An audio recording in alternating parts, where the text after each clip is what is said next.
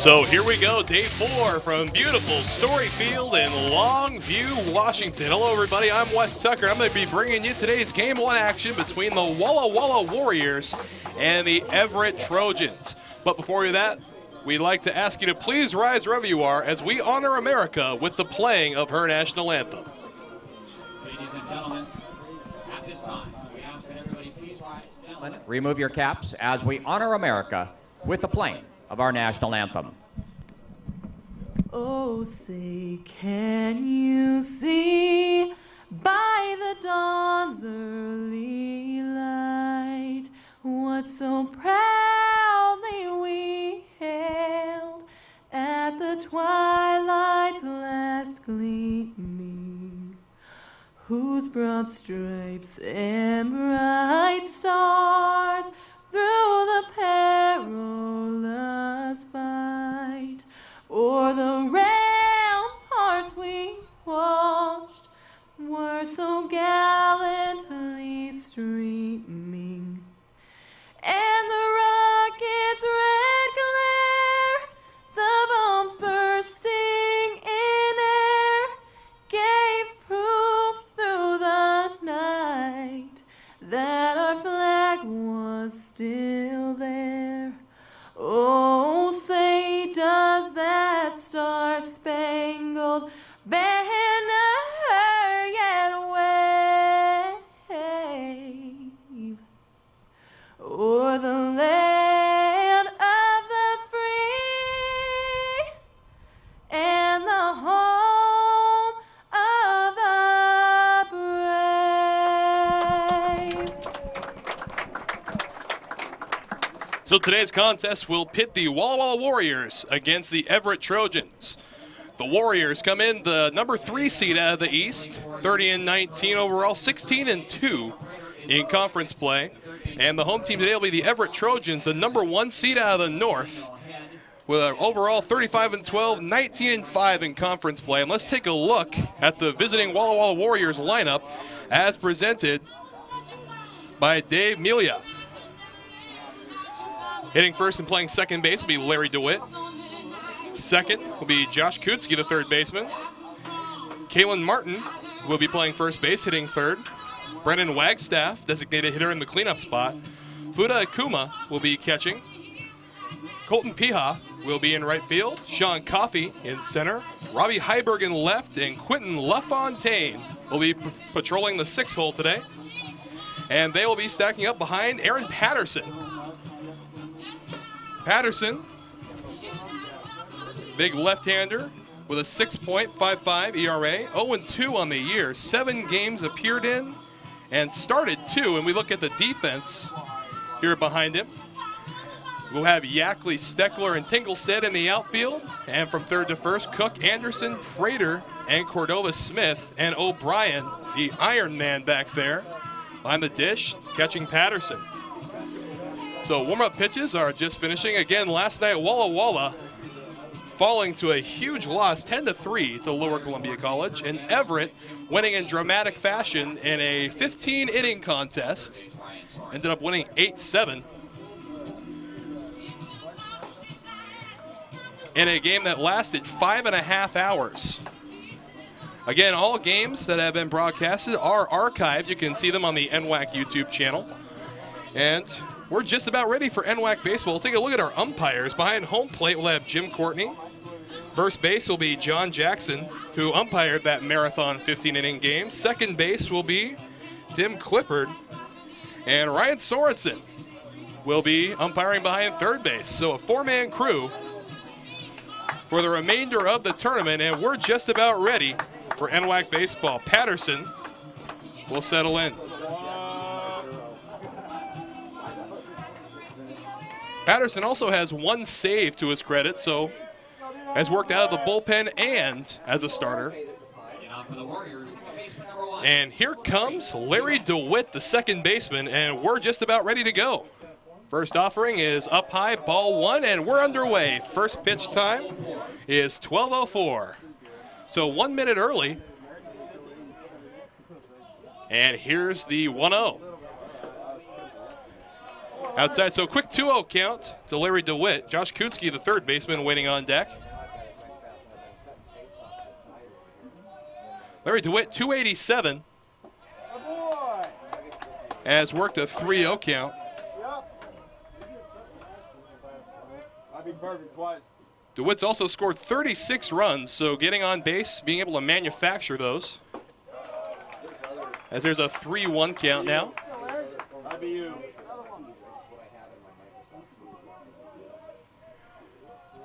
Aaron Patterson working very quickly from the windup, and we have a full count. So 3-2 to the first hitter.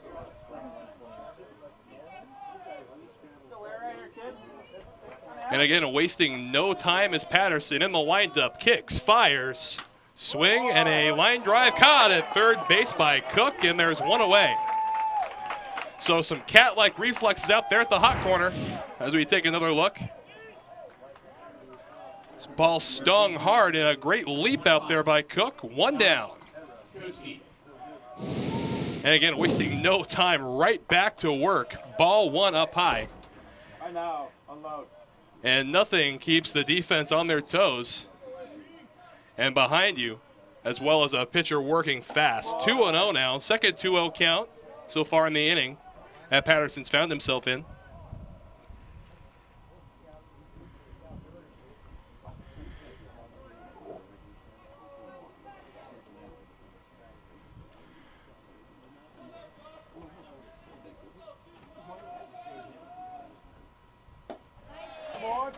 And here we have ourselves a 3-0 count. So this is how the first bat began as well. Kutzke works a 3-0. Patterson, the 3-0 pitch is a called strike one. So mirrored at bats right now. Kutzke hit .317 in the regular season. Now waits a 3-1 is a called strike two. You got it right now, huh?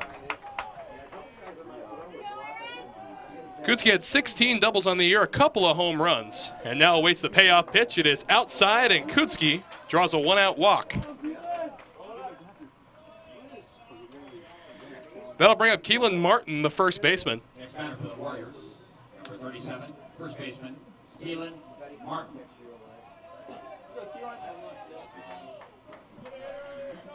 So we'll see Patterson work from the stretch here.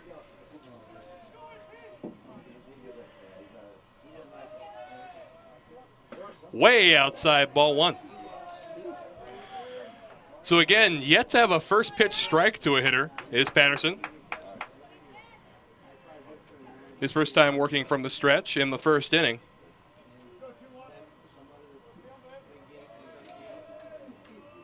(1-0) on the outside corner, called strike one. Martin hit .327 during the regular season. Had 33 hits, 6 of them were doubles, 3 of them were home runs. So a live stick at the plate for Walla Walla.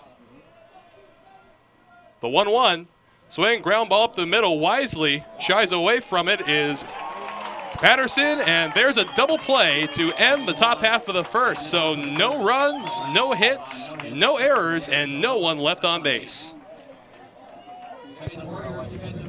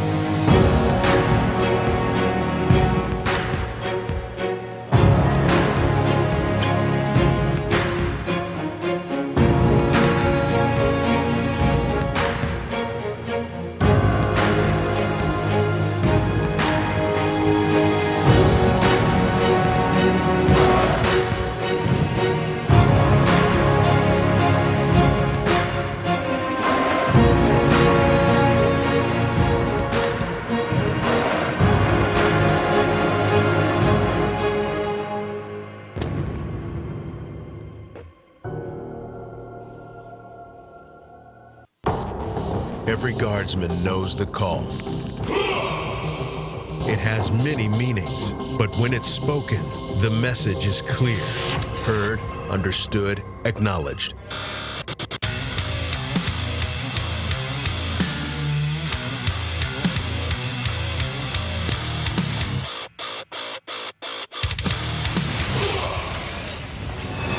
Visit NationalGuard.com to begin your Guard adventure.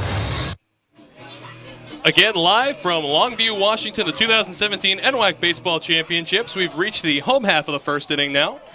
The Everett Trojans will go up against Jacob Haas. Another big lefty, Haas, with a 6.44 ERA, officially 0-1 in 11 starts. Or 11 games, 7 starts, so worked out of the bullpen and as a starter. First offering is outside ball 1. So both teams starting big lefties today as they both face elimination. The 1-0 offering is a called strike 1 to Jaden Yackley, the left fielder for Everett. So nursing the 1-1. Strike 2. Yackley hit .277 in the regular season.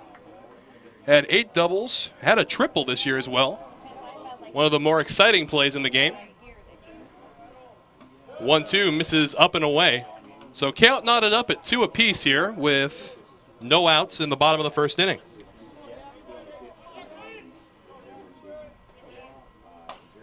A foul ball nearly striking some fellow baseball players over there in the Walla dugout.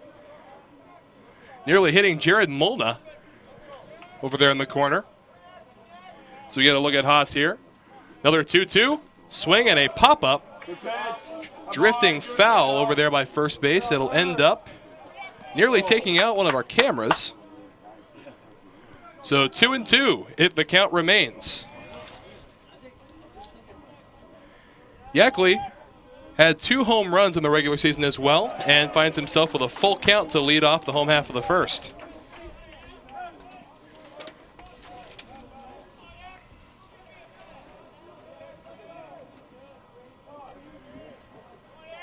So Haas's payoff pitch on the way. Up and away, ball 4. Everett has the leadoff man aboard. And it'll be Jacob Prater, the heavy-hitting second baseman for the Trojans, has 6 home runs on the year. Prater also hit .292 coming into this one. So we'll see Haas work from the stretch right away.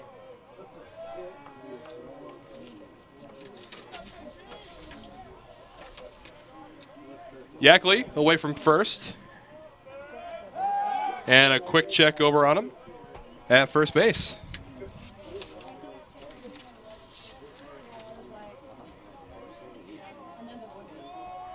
Yackley had a couple of swiped bags. And a called strike 1 to begin the at-bats of Prater. Prater again playing second base. And played second base for all 5.5 hours of that marathon game yesterday. 0-1 misses badly up and away. 1-1. So both pitchers have given up a walk in the first inning. And it runs a 1-1 count to Prater. Prater takes up high. So 2 balls and a strike. Waiting on deck is the right fielder, Trent Tinglestad. He'll face Haas with possibly 2 runners on base. And a quick step off the back here.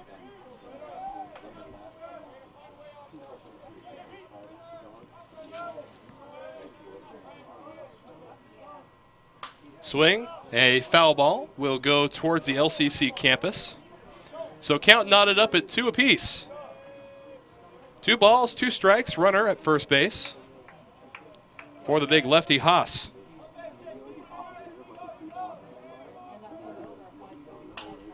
Here's a fly ball, drifting foul down the right field line. Will end up in the play area. So a good fight going on between Prater and Haas early in the game.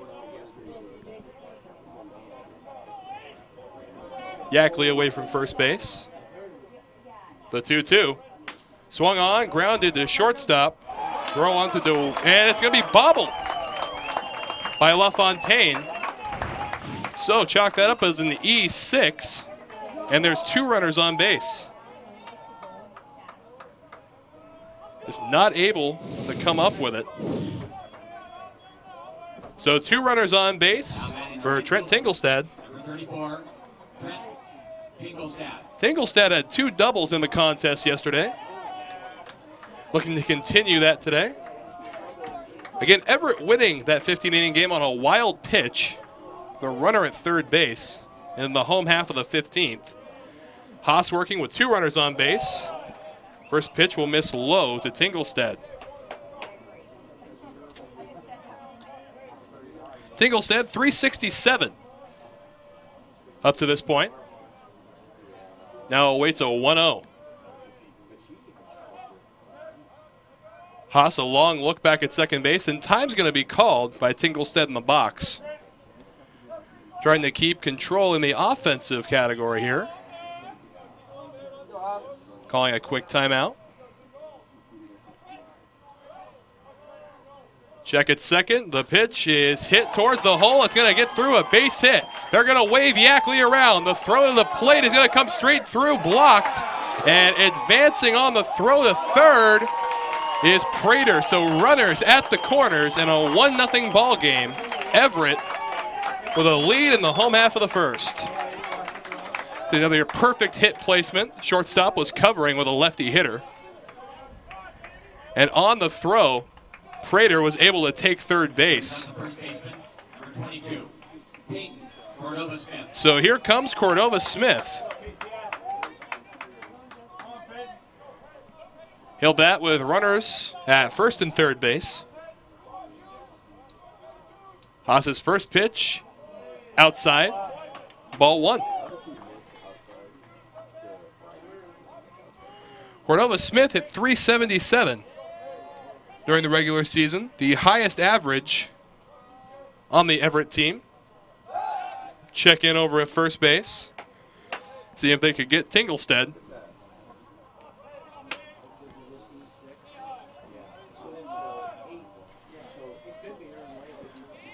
Sets. Prater away from third, Tingelstad from first, and a jam shot towards the 6 hole. Going to be fielded, throw on the second, not in time, so infield single.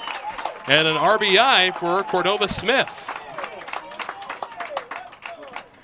Just a jam shot off the handle there towards the 6 hole. And LaFontaine just couldn't get there in time. Throw was way late to second base and a little off the bag. Now batting for the Trojans, number 30, center fielder, Bryce Steckler. So here comes Steckler, the center fielder.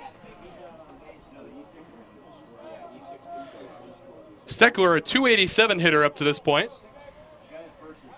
And he will step into the box with runners at first and second.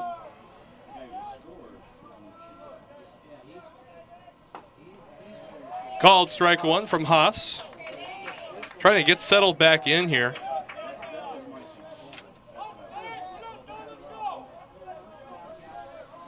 So 2 hits in the inning and 2 runs to show for it. And a quick step off the back here. An 0-1 count to the center fielder. Anderson, the shortstop, waiting on deck. So force at any bag for Walla Walla. Swing and a miss. 0-2 the count to Steckler.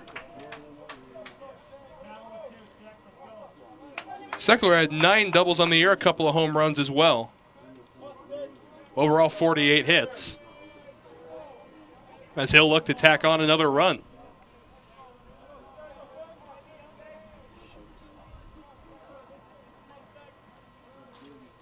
Haas comes set. Runners away from their bags. The 0-2 outside. Good 2-3 feet in the other batter's box that time.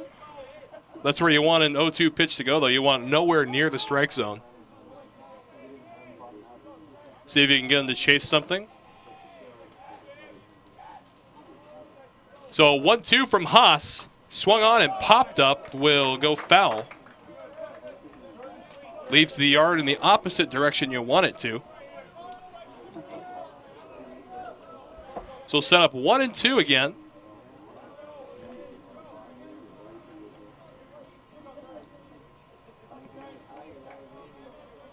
Haas again had a 6.44 ERA, so no stranger to giving up a good amount of runs. Here's another pop-up foul. He'll get behind the screen. So 1 and 2 it remains. Did you get a look at them? They're struggling here in the bottom half of the first inning, trying to find that first out.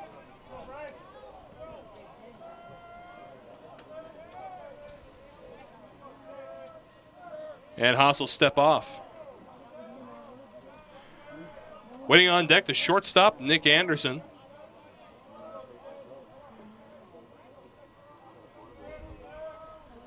And here comes the 1-2 from Haas. Swing high, pop up.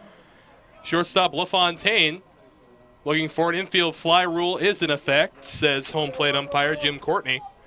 And finally, 1 put away, a double play still in effect. And here comes Nick Anderson. Number 7, Trojans shortstop, Nick Anderson. Anderson hit .336 during regular season in the early parts of this tournament.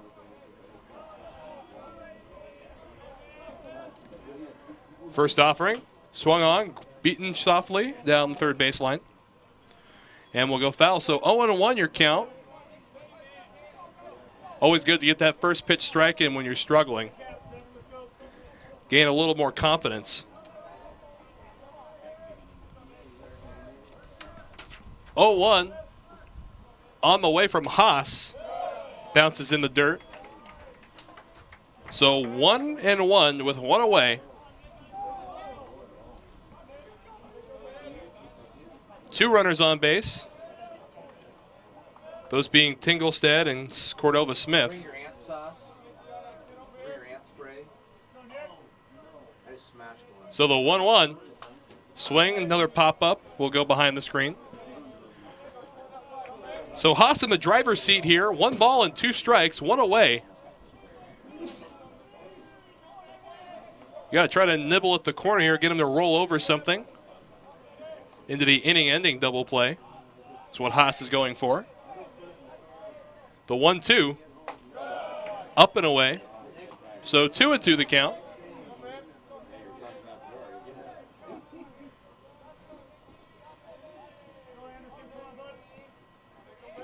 Two, 1 away.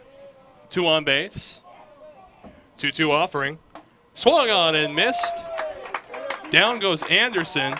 And there's light at the end of the tunnel as Connor O'Brien will come to the plate with 2 runners on base. O'Brien, the catcher for the Everett Trojans. Connor O'Brien. Connor O'Brien, 252 up to this point. Opportunity to add on to the 2-run lead they have. First pitch, swung on and hit to the gap. It's going to split the outfielders all the way to the wall. 1 run is in. They're going to go ahead and wave Cordova Smith around. So 2 runs will score on the double by O'Brien.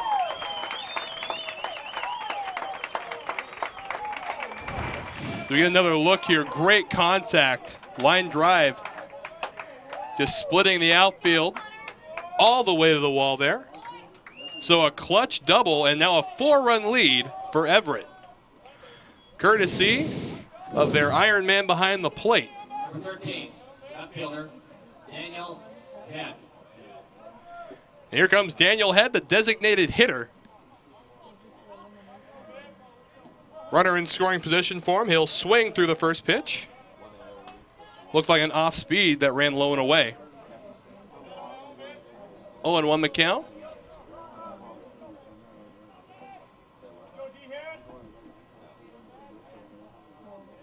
Haas comes set. Checks O'Brien at second. The delivery is way up high.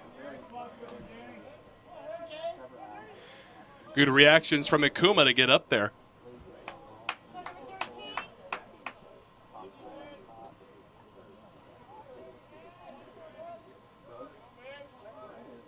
1-1 on the way from Haas is swung on, fouled, back into the screen.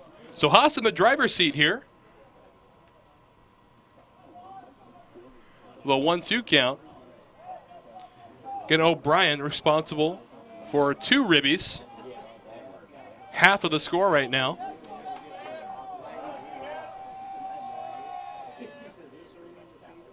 And a quick step off the back, try to regroup here. Again, 2 down. Got Stickler to pop into the infield fly. Then Anderson on the strikeout. Then O'Brien comes up and just continues the top of the lineup's work. The 1-2. Foul tip. Couldn't be held on to by Akuma. So we'll set up another 1-2. Head the 8th hitter to come to the plate in the home half of the first.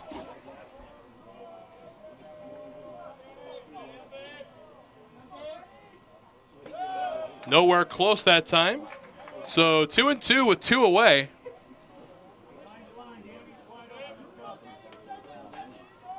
The last thing you want to do if you're Haas is get to another full count.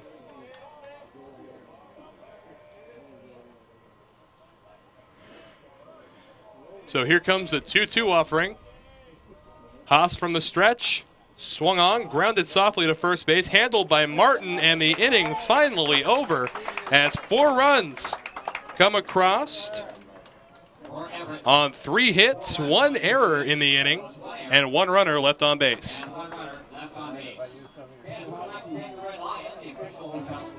People often ask, what is it you do?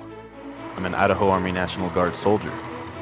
But then again, it's not that simple. You see, I'm more than a weekend warrior. It's a continuous effort every day.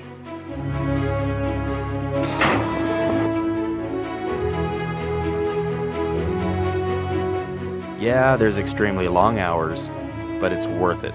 I love my job. It's like anything else. My profession is whatever I want to make of it.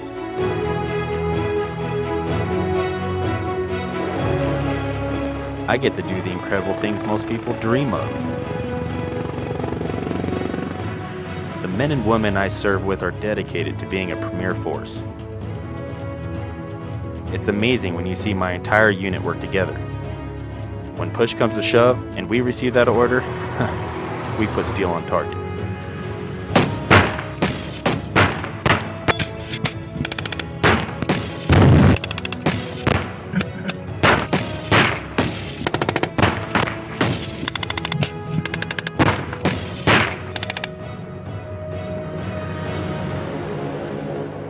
I'm always ready to be called upon to serve our nation.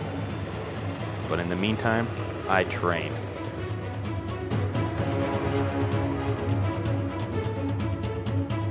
Present. Oh.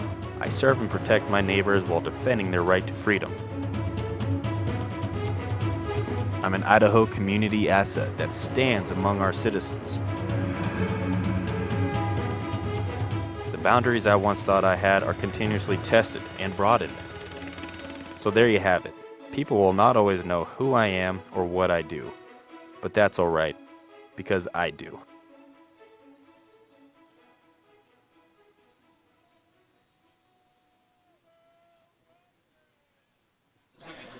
So here we go as we begin the second inning. Brandon Wagstaff, the designated hitter, will lead off and face Patterson. And a quick strike. Patterson comes from a little side angle. Retired the first 3 hitters. A double play ended the top half of the first. And then Everett comes right away and scores 4 runs. And inside that time on the breaking ball, 1-1 your count. Wagstaff had an even 300 coming into this game. He's got 8 doubles and a triple, no home runs. He also has 32 ribbies. With a 1-1 count. And ball. As displeased with himself that time was O'Brien. You saw the little slam of the catcher's glove right by the dish. Thought he should have stopped that one from rolling to the backstop. Ground ball. Over to the shortstop, Anderson, across to Cordova Smith, and there's one away. And that'll bring the catcher, Fuda Ikuma, to the plate. Number 31, the catcher, Fuda Ikuma. Ikuma, 299 coming into this contest. 1 home run to his credit. Also a double this year. Been more of a single machine as he finds himself behind 0-1. And Patterson, a very fast worker, right back up on the hill. So ones across the board here in the top half of the second. And a 2-1.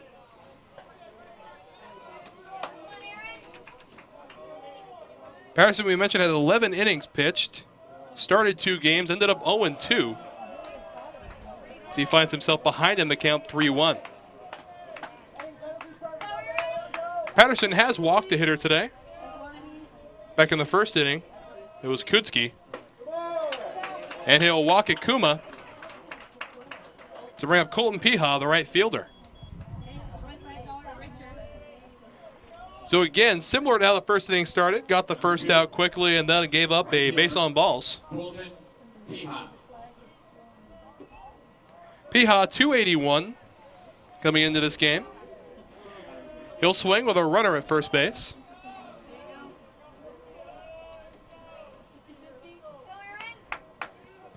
Patterson from the stretch. First pitch catches the inside corner. No balls and a strike.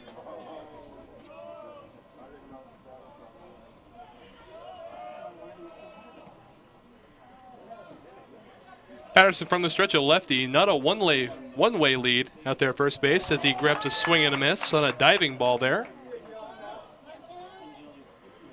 So 0-2 the count to the Walla Walla right fielder. The center fielder, Coffey, waiting on deck. 0-2 offering.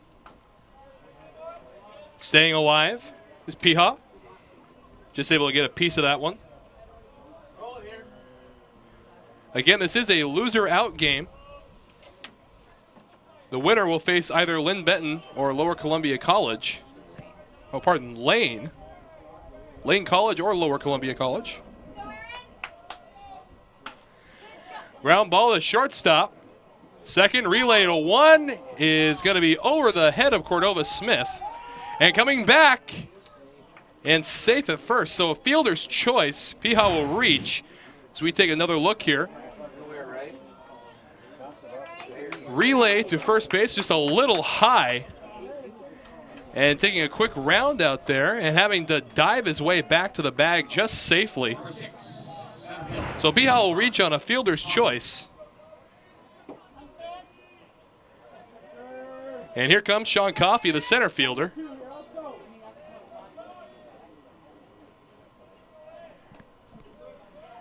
Coffey, 321. Will take ball high. So we're at first base, Colton Piha. Piha did have a stolen bag on the year.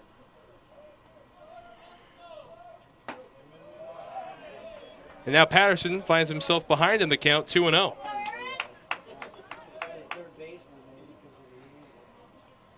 Robbie Heiberg waiting on deck. All 3 outfielders hitting in succession for Walla Walla. Inside, 3 balls and no strikes.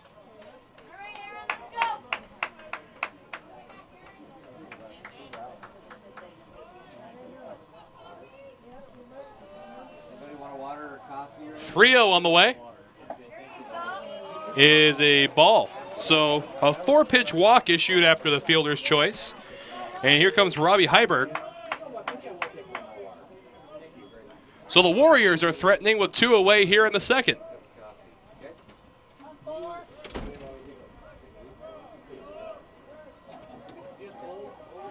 Heiberg hit 224, 5 doubles, had 3 triples this year as well as a home run. So he'll dig in here looking to do some damage with 2 on base.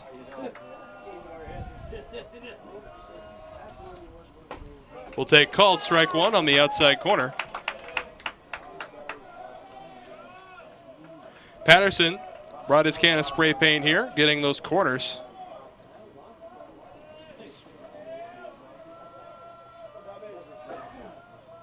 Oh, one on the way. Just outside. So 1-1 your count. Again, the throws back from O'Brien have been lobs. And I'm talking the kind that a Little League coach would give his 10-year-old outfielders. And here comes a 1-1. Swing and a line drive sinking into the outfield. A sliding catch made by Steckler. And that is how the top half of the second will come to end. So we get another look here. A dying line drive. A lot of spin and a great sliding catch. So no runs, no hits, no errors, and no one left on base. Every guardsman knows the call. It has many meanings, but when it's spoken, the message is clear. Heard, understood, acknowledged.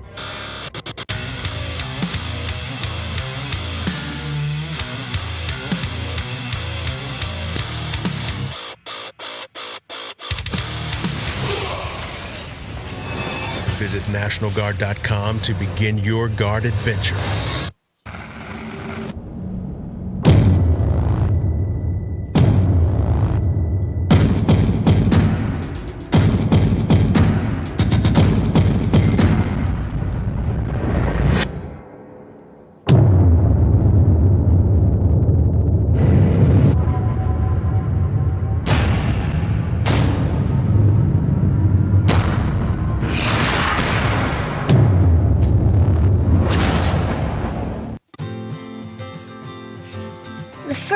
School is kind of scary. You don't know your teachers yet or who your friends will be. But school is really important. It's how you learn things and grow. Okay, I'm ready. You're gonna do great, Mommy.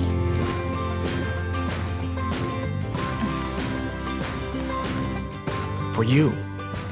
For them. Clark College. Get started today at clark.edu. So some happy people over there in that dugout as they have a 4-run lead looking to add on here. We have a new pitcher in for Walla Walla. It'll be Austin Houghton. And Houghton enters today with a 5.53 ERA, 2-4 record in 15 games out of the bullpen.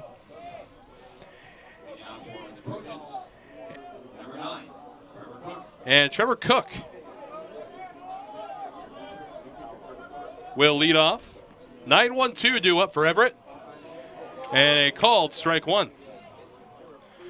So again, Walla Walla threatening with a couple runners on base. Bounced into a fielder's choice and then did strand one runner. Breaking ball just low. 1-1. Again, top of the order and Yackley due up. After Trevor Cook here, third baseman. Swing and a foul ball. Cook hit an even 200 up to this point in the tournament. And he'll look to get something going here as a leadoff hitter in the home half of two. Count knotted up at 2 apiece.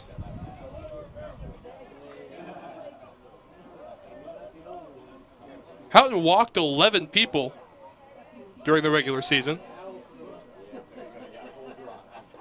And finds himself with a full count to the leadoff hitter.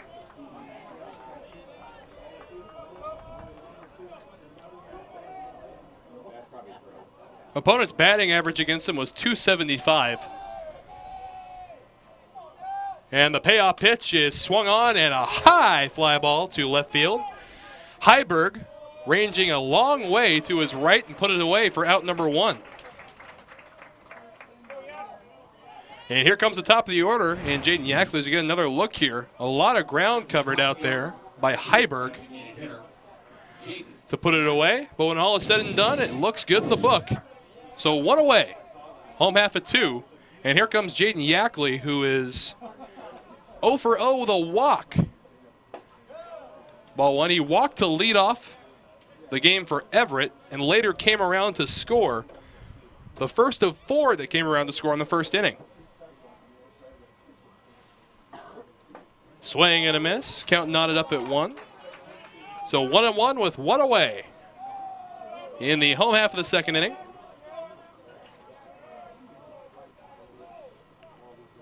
Yackley awaiting the 1-1. Just low. 2-1 the count.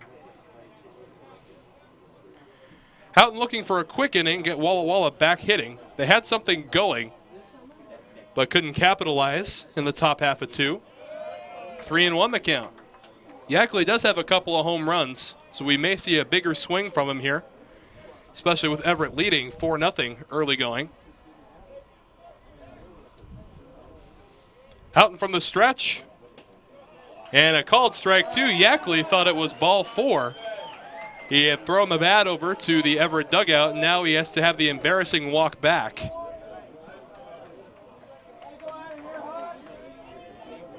So Houghton with his second full count in 2 hitters. Payoff pitch. Swing and a miss, and down goes Yackley. So Yackley fans on the payoff, and here comes Prater, who reached on an error in the first inning.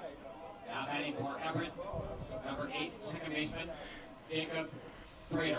Prater did come around to score. He was the second run to score in that huge first inning for the Trojans. Houghton's first pitch is a called strike, painting the low outside corner.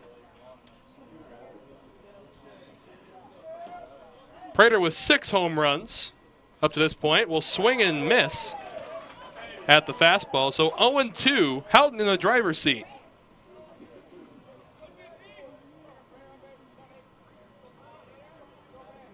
Center fielder playing Prater to pull.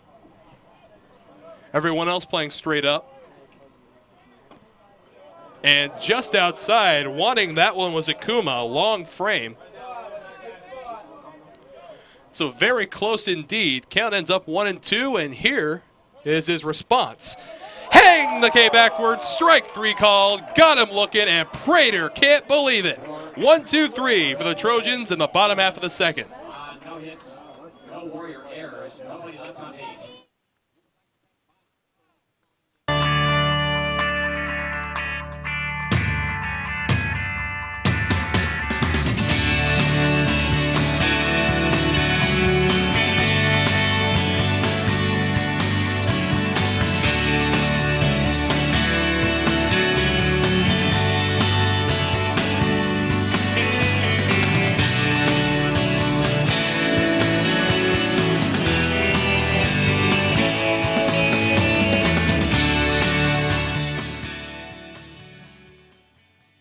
LCC has definitely prepared me to transfer to Oregon State because it's helped me with my study skills. I'm a much harder worker than I was in high school. I had a great support base by the staff, and I've made some great friends that I think I'll carry on with my life. I've definitely loved my classes. I've learned a lot. It's been a healthy environment. Don't be afraid to branch out. The people here are awesome. I'm going to be in it for a while, but down the road I'll be finishing up and be ready to join the workforce.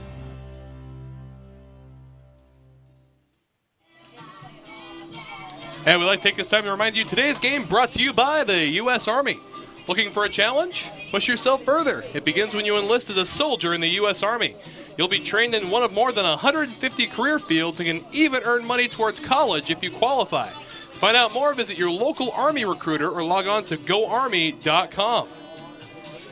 So again, another beautiful day here at Story Field in Longview. And we've got a 4-0 game. Everett with the lead. Houghton coming in for the second inning. And fans one hitter and catches Prater looking. Prater again had some choice words to share with umpire Jim Courtney behind the plate. So here we go in the third inning. Quentin LaFontaine, the shortstop, will lead off for Walla Walla. Patterson back to work, begins with a called strike. Patterson been working efficiently so far. He has walked 2 hitters as he begins his third inning of work. Bounces in there, 1-1. LaFontaine hit .287 during the regular season. Had no home runs, 5 doubles. Now works a 1-1. Called strike 2 on the inner half. Patterson been doing a great job against these righty hitters coming inside. Now has LaFontaine in the hole. 1 ball, 2 strikes. The pitch, low and in. So 2-2 count to the Walla Walla shortstop. Top of the order waiting on deck and Larry DeWitt.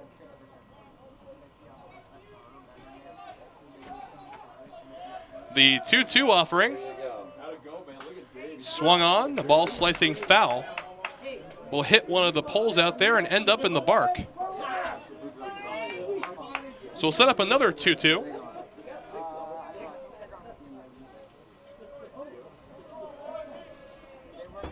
Patterson seems to have slowed his tempo down a little bit here in the 3rd inning. And another foul ball. So a quality at bat from Quentin LaFontaine.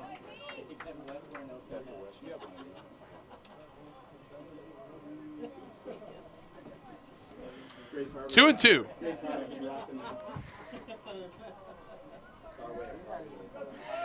Patterson working from the windup, no one away. The 2-2. Up high, count runs full.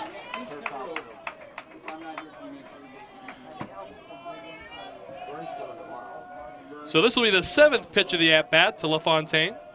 That's just what you want to do as a leadoff hitter in any inning, is see a lot of pitches, and he'll draw a leadoff walk.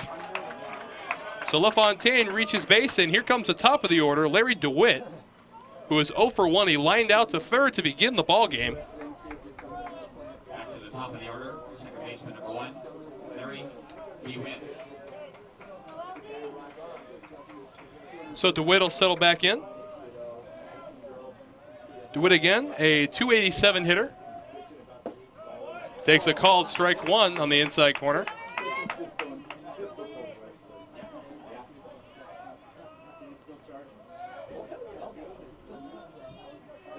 Patterson working from the stretch. That's the 3rd walk given up today by Patterson.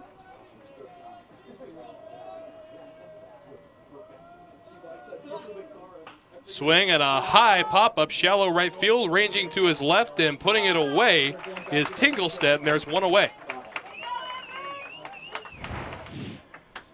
Not a terribly long run. Infield was playing him rather shallow. And a nice little leap there at the end to make the catch. And here comes Josh Kutzke. He walked in his first appearance and was the first out in a 6-3 double play back in the 1st. Paint on the inside corner, 0-1. Patterson, again, very effective inside the righties thus far.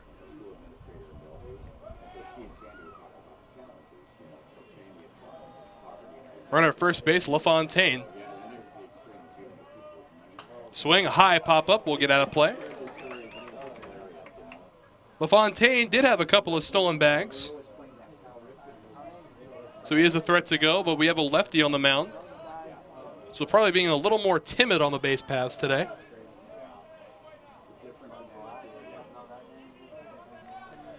The 0-2. Just outside, great discipline from Kutzke to hold up. What happens to them when they group though? They break up? According to Spencer asked the one kid, he said, "Are you guys made group now?" I said, "Yeah." So it'll be a 1-2 count. LaFontaine away from first base.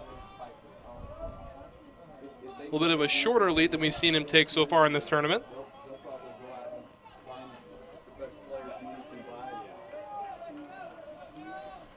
1-2.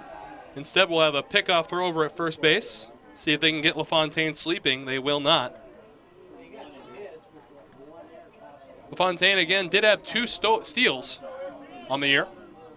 And now a 1-2 offering to Kutzke.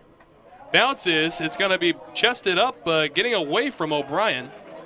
So the runner will advance on the wild pitch. So 2-2 and a runner in scoring position. The first baseman, Galen Martin, waiting on deck.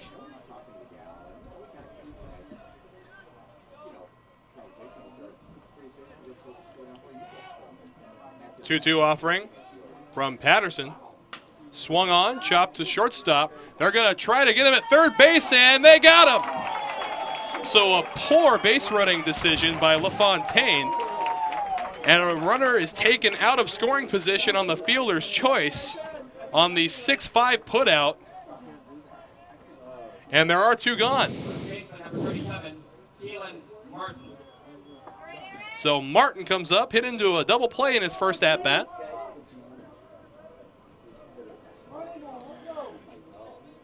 Runner on first base. That's Kutzke. Swing and a ground ball up the middle. They're going to go the short way to second. And that's the way the top of the third ends. A 4-0 lead for Everett.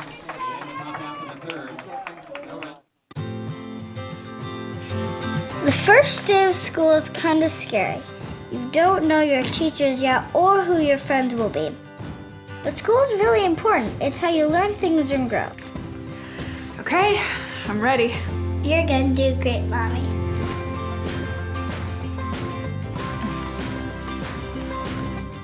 For you, for them, Clark College. Get started today at clark.edu.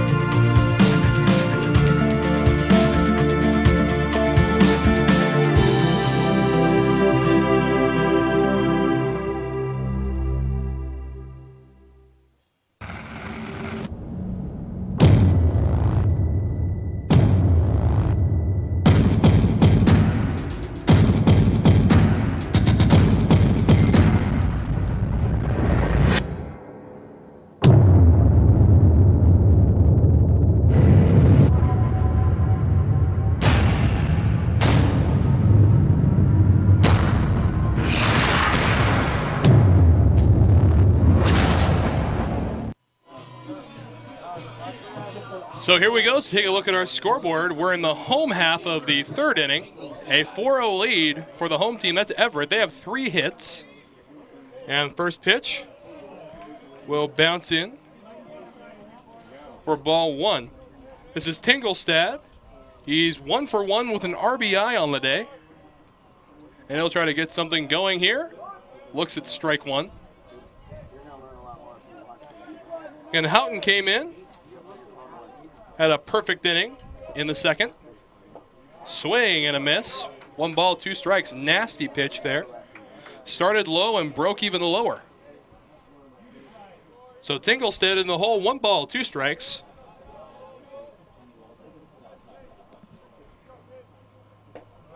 Low and away. Count knotted up at 2.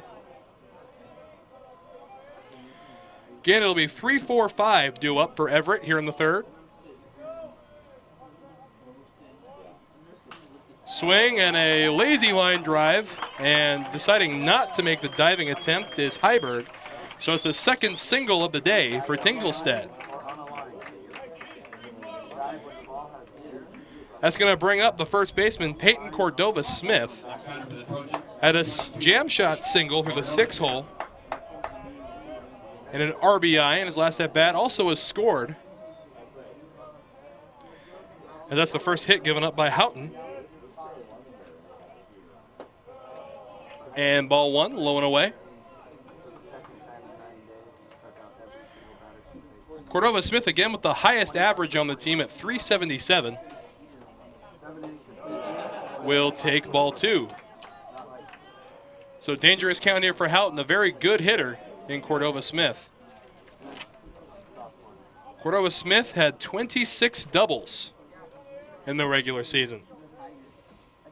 The 2-0 is cut on. Will go back to the backstop. 2 balls and 1 strike. Bryce Steckler, the center fielder, waiting on deck.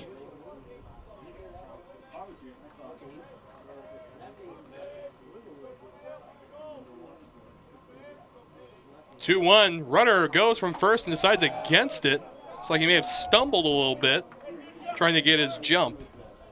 So we have a 3-1 count. to Cordova Smith. Runner at first base, Tinglestead. 3-1 is cut on. 3-2. So full count. Runner at first base is Tinglestead. Tinglestead had 2 stolen bases during the regular season. We'll see if they get him in motion again with a full count. They do, and it's ball 4. So the first 2 reach base via a single and a walk, and here comes Bryce Steckler. Popped into an infield fly. His first at-bat was caught by the shortstop LaFontaine. So Steckler looking for a better result here in his second at-bat. Runner at second base, Tinglestead. Cordova Smith out at first.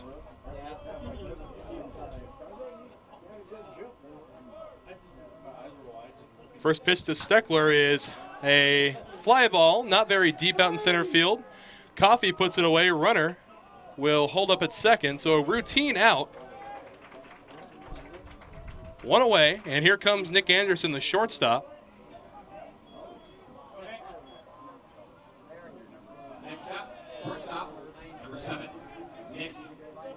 Anderson again, 336 in 39 games. Will face Houghton. Houghton from the stretch. Runners on second and first. Here's a swing, another high fly ball to center field. Backpedaling a little bit is Coffey, and he'll put it away. Runner will hold up at second. It looked like he may have wanted to go on the tag that time. But nonetheless, there are 2 away, and here comes Connor O'Brien, author of a 2-run double in his last at-bat. Trojans hoping he can put another one together. Houghton hoping to stop here. 2 away. Houghton from the stretch, swung on, will go foul, hitting the net.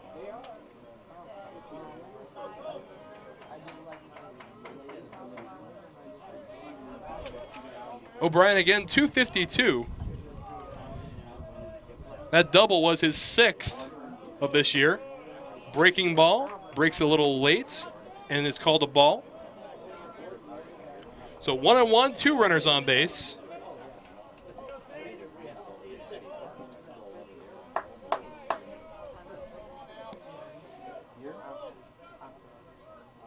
Tiebreaker pitch.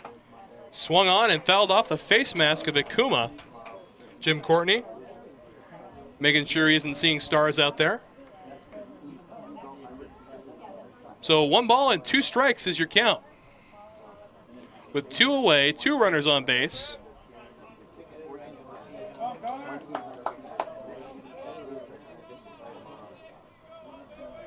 And the first 2 hitters of this inning reach base.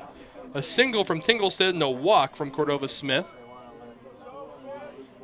And now the 1-2 to O'Brien. Bounces. So 2's across the board now. 2 outs and a 2-2 count. 2 runners on base. So 2's kind of everywhere right now. Except for the score. It's a 4-0 Everett lead.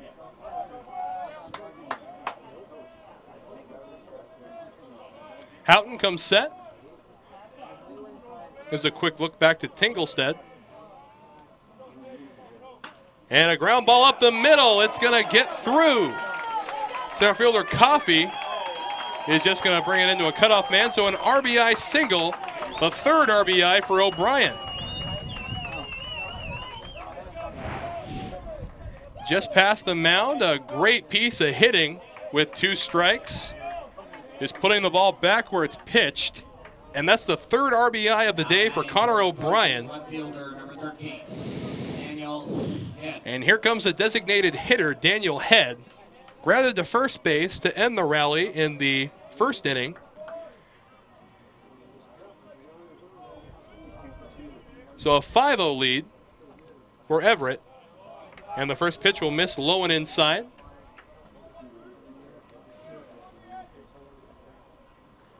Coffee out in center. Shading a little bit to the third base side of second base. 1-0. Cut on and missed. 1-1 the count.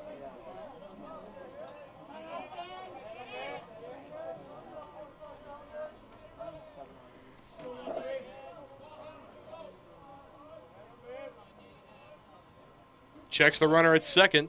Into the motion. Swing and a foul ball. Right back into the net. So another 1-2 count. Trevor Cook, the 9-hole hitter, waiting on deck.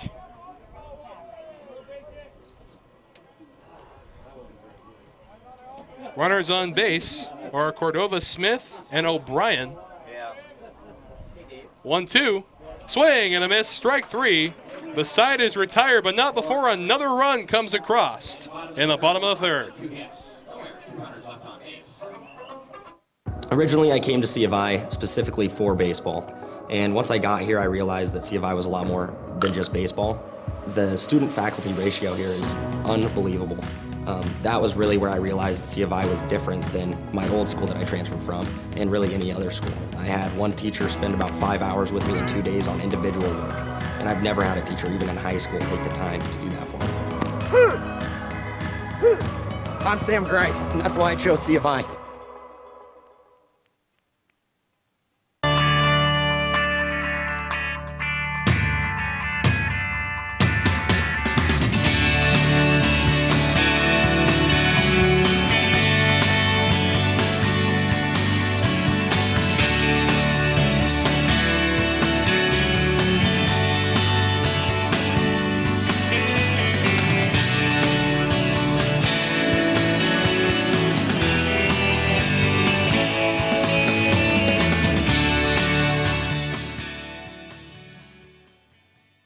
My name is Surya Viswanathan, and I'm an Associate of Arts Intercultural and International Studies student.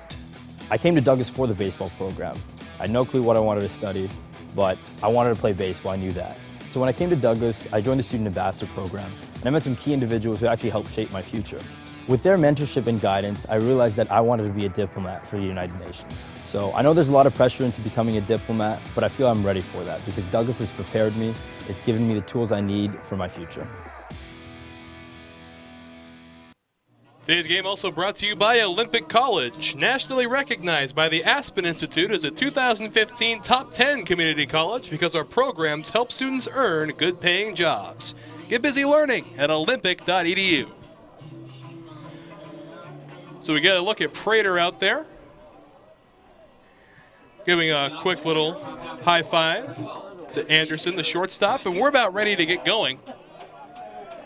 As we've reached the fourth inning of play, due up will be Wagstaff, the designated hitter.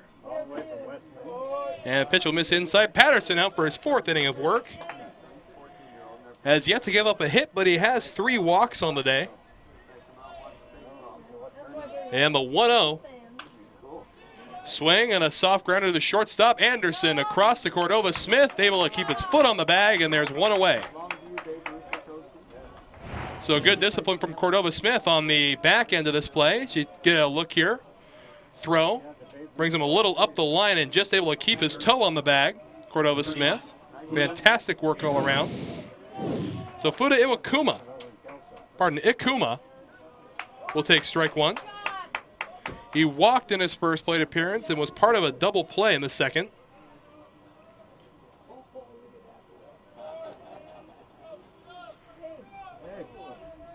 Patterson with the 0-1. Swing and a high pop-up. Cordova Smith chasing it. Will go foul. Just about even with first base. Getting out of play. So 0-2. Patterson without a strikeout today. Good opportunity for one. 0-2 to Ikuma. 0-2 offering. Way outside. And a throw skips back from O'Brien. And on the backhand that time is Prater. We'll get it back into his pitcher. So a little break from seriousness there. And it's a 1-2 count.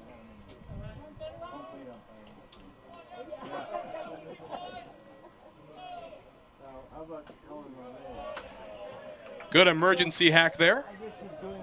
Count remains 1-2 with one away in the top half of the fourth inning. The right fielder, Colton Piha, waiting on deck.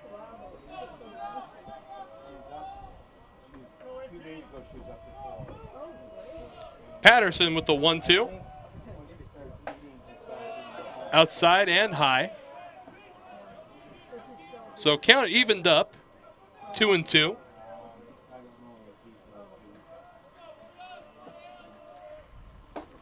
Hang the K backwards, strike three called, got him looking. Ikuma goes down for the second out of the inning on a great inside pitch from Patterson. And here comes Colton Piha, reached on a fielder's choice in his first at bat. And the first strikeout for Patterson is a backwards one in the scorebook, a backwards K. With two away, here's the first pitch to Piha, just outside.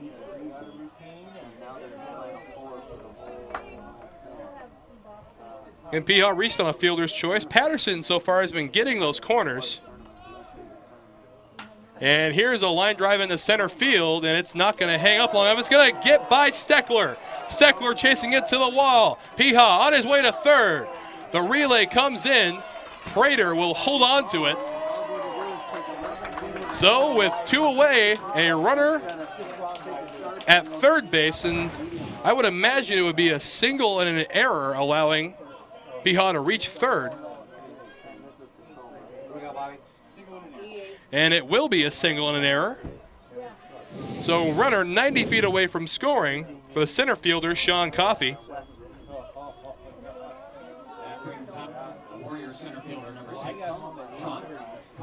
Coffey walked in his first appearance back in the second inning. Looking to scratch a run across. We'll take a good breaking ball for strike one. So again, the first hit for Walla Walla comes here in the fourth inning.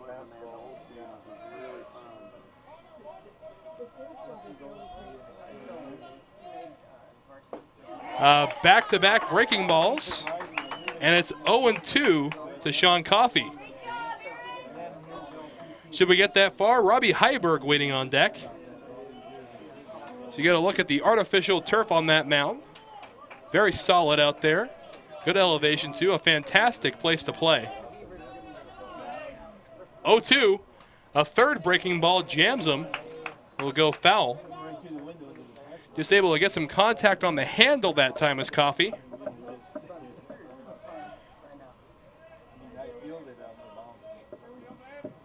Coffey, 321 coming into play today.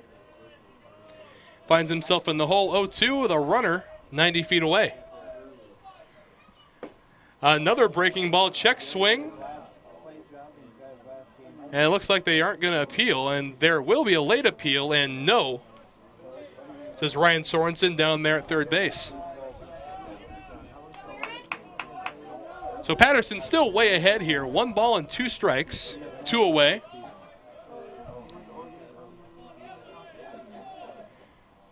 Swing and a foul tip into the glove, a strikeout in the book, and that's how the top of the fourth ends.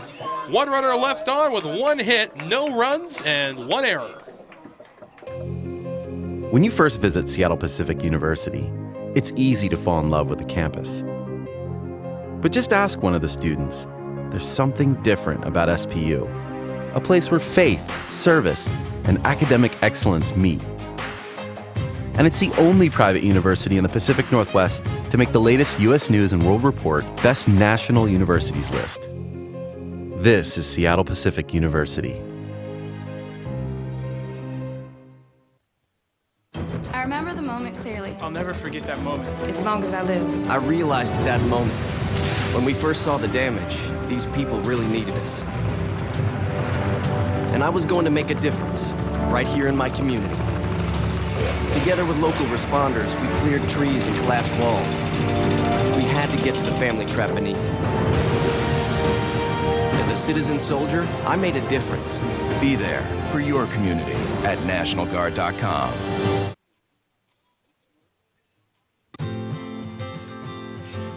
The first day day of school is kind of scary. You don't know your teachers yet or who your friends will be. But school is really important. It's how you learn things and grow. Okay, I'm ready. You're gonna do great, Mommy.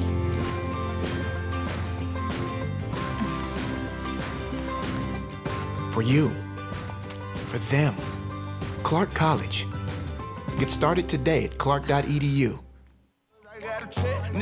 Back now at Storyfield, Longview. Again, a great day. Picnic tables are well covered out there down the first base line as we have a 5-0 lead for Everett, and it's their turn in the home half of the 4th inning.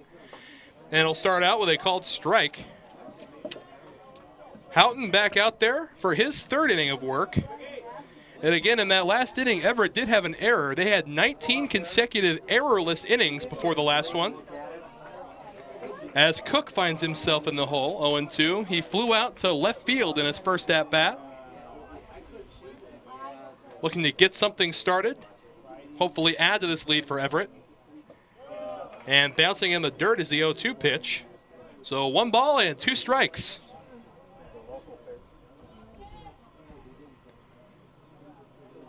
Houghton working only from the stretch. Has this one spoiled. 1 ball, 2 strikes. The count remains to Cook. Yackley, left fielder, top of the order, waiting on deck. And time will be called at the dish by Akuma, trying to get set up. So working rather quickly, Houghton misses very badly. Ball will go all the way to the wall. So 2 apiece in the ball and strike category.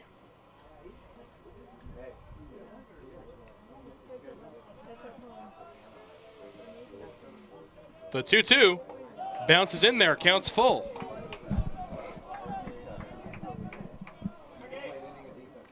The last inning for Houghton, there was a walk, in danger of putting the leadoff man on base, and just low. And a leadoff walk to Cook will bring up the top of the order in Yackley, who's 1 for 2. Pardon, 0 for 1. A walk back in the first inning with a run scored today.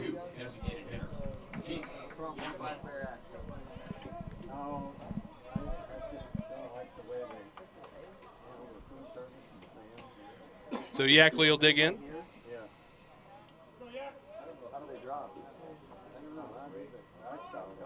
Yackley showing bunt, will pull back and take ball 1. So again, Trevor Cook drawing the walk on a payoff pitch. And now Houghton finds himself 1 ball, no strikes to the top of the order. Yackley, Prater waiting on deck.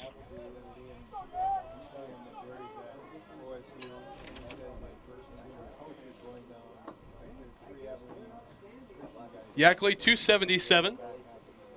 Batting average coming into this contest. Shows bunt. It's a good one down the first baseline. Throwing to first. Not in time. It's an infield single for Yackley. We get another look at it here. You can't put a bunt in much better place than that. And just over on the replay, he did beat that throw. That's a great call on the replay. So good work out there. John Jackson, again, was the home plate umpire during the marathon game we had here at Storyfield yesterday. Did a fantastic job in that one. So with no outs, 2 runners on base for the heavy-hitting second baseman, Jacob Prater.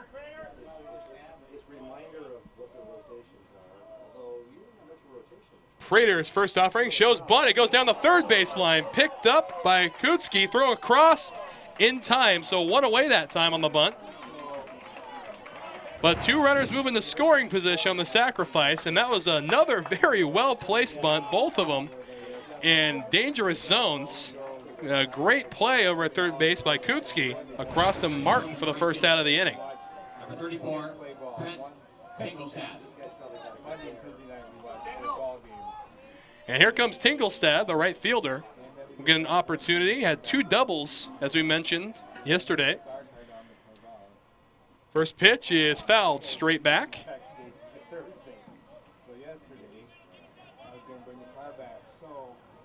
So 0-1 your count to the Everett right fielder. Houghton needing to work out of another jam here. Finds himself knotting the count up at 1. So 1's across the board here. 1-1 with 1 away. Bottom half of the 4th inning. Cordova Smith waiting on deck. The 1-1 taken inside. 2-1 the count. And Tinglestad 367. Has 10 doubles, 1 home run. Swing and a lazy fly ball, a little bloop out into the outfield. It will land in front of Piha. 1 run's in, the 2nd run will score as well. And moving up to second base on the throw will be Tinglestad. So a 2 RBI single, and Tinglestad will move to second on the throw. And it sounded like Tinglestad will need a new piece of lumber too. Awkward coming off the bat, and here comes Cordova Smith.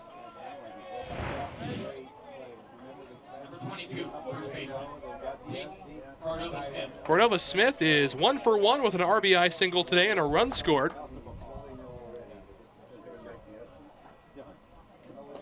We'll take ball 1 from Houghton.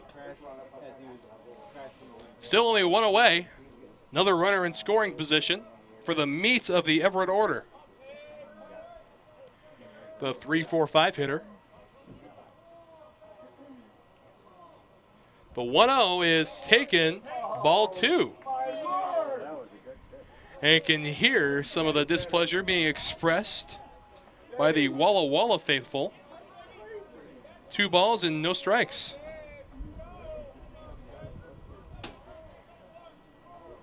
Tinglestad, the runner at second base. The 2-0 offering.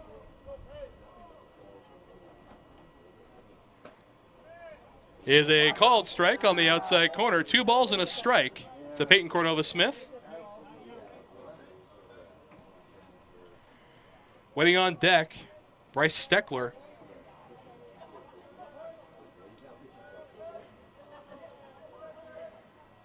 Houghton from the stretch. Falls behind 3-1 now. There is a place to put him. It could set up a potential double play. Steckler, the on-deck hitter, is 0 for 2.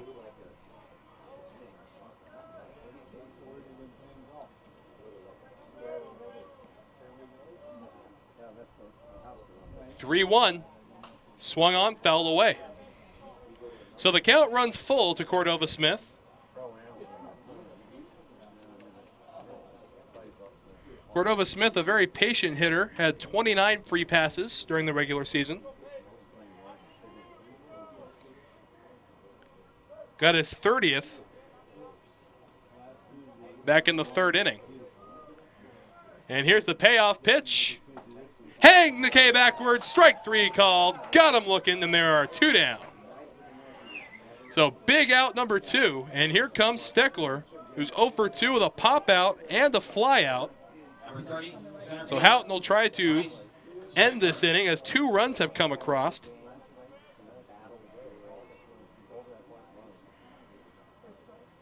On that big single by Tinglestad, who's now at second base, he advanced on the throw.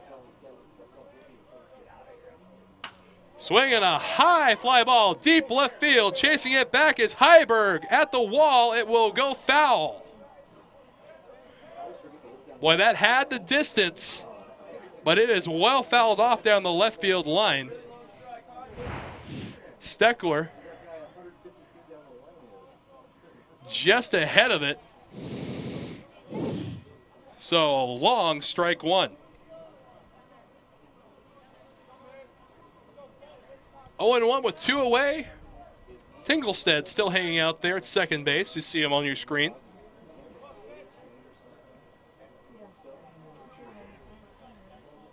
So here comes the 0-1 from Houghton. Runner goes for third. Pitches a called strike. The throw, not in time. So Tinglestead picks up a stolen base. But now we have a no ball, 2-strike count to Steckler at the plate. When Tinglestead got a little bit of a walking lead there, Houghton paying almost no attention to him on that particular pitch. The 0-2 just outside. So 1 ball and 2 strikes.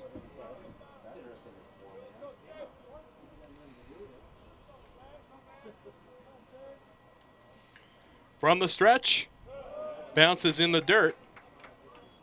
So deuces are wild in the bottom half of the 4th. 2-2 and 2 outs.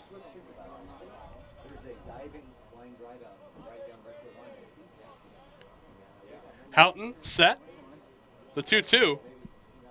Swung on, line to left, and it's going to hang up long enough for Heiberg, but damage has been done as 2 runs come across on a couple of hits. No errors, and 1 runner left on base.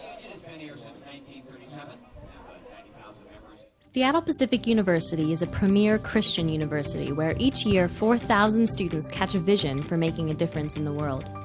All across the globe, SPU graduates are making an impact in medicine, technology, athletics, business, education, music, theater, and more. SPU is dedicated to outstanding scholarship and thoughtful faith. It's a powerful combination that brings about change in the lives of graduates and in the people and communities they serve. Seattle Pacific University, engaging the culture, changing the world. When it's your job to protect the world's greatest nation, it's your responsibility to solve the world's greatest challenges. This is why we search for the best and brightest, why we train for every eventuality, on land and water, in the air, space, and even cyberspace. We operate in a complex world with one simple mission: win. My name is Surya Viswanathan, and I'm an Associate of Arts Intercultural and International Studies student. I came to Douglas for the baseball program. I had no clue what I wanted to study, but I wanted to play baseball, I knew that. So when I came to Douglas, I joined the Student Ambassador program, and I met some key individuals who actually helped shape my future. With their mentorship and guidance, I realized that I wanted to be a diplomat for the United Nations. So I know there's a lot of pressure into becoming a diplomat, but I feel I'm ready for that because Douglas has prepared me. It's given me the tools I need for my future. So top of the 5th inning, Everett leads 7-0. Dave Anderson with the call.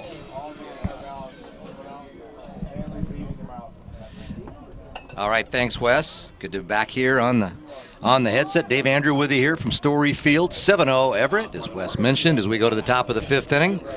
A loser-out contest. The loser of this game will be 4th in the NWAC championship.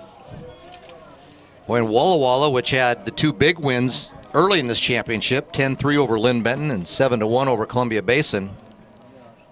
1-0 pitch to the batter.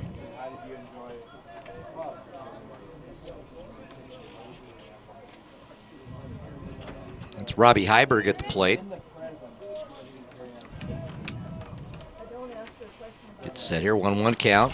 Heiberg skies 1 foul on the right side, 2 strikes. 1-2 the count. As hard to mention, Walla Walla with a good start. First 2 wins easily over very good competition. Lynn Benton, the champs of the South. Columbia Basin, the champs of the East. Heiberg grounds it to second. That's Prater. Easily, 1 down. Walla Walla came out and played 3 straight region champs. Played Lynn Benton, as I mentioned, from the South, then Columbia Basin.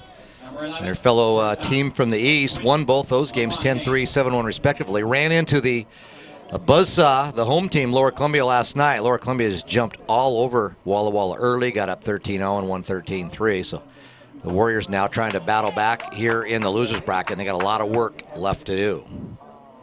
Trailing 7-0. Batter Quentin LaFontaine, the shortstop, 0 for 1 today. Or actually, he walked and was later thrown on the base pass, so no official at-bats. Next pitch is outside, 1-1. 8-9-1, Heiberg, who grounded out to second. LaFontaine, and then top of the lineup, top of the order, Larry DeWitt, the second baseman, who's on deck. Aaron Patterson, the lefty, just kind of dealing out there. The one hitter so far. Little chopper to third. Cook runs in, throws across the body. Cordova Smith with a big stretch.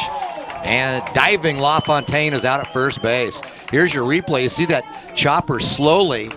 Do or die play by Cook. Flings it over, and Cordova Smith, and that actually wasn't even that close. I was thrown off by the slide by LaFontaine, but with Cook, very nice play. Trevor Cook, who did not play yesterday at third base. We made a good play there. 2 outs now, top of the lineup for the Warriors, Larry DeWitt. Line out and a fly out. Pitch from Patterson at the knees, strike one.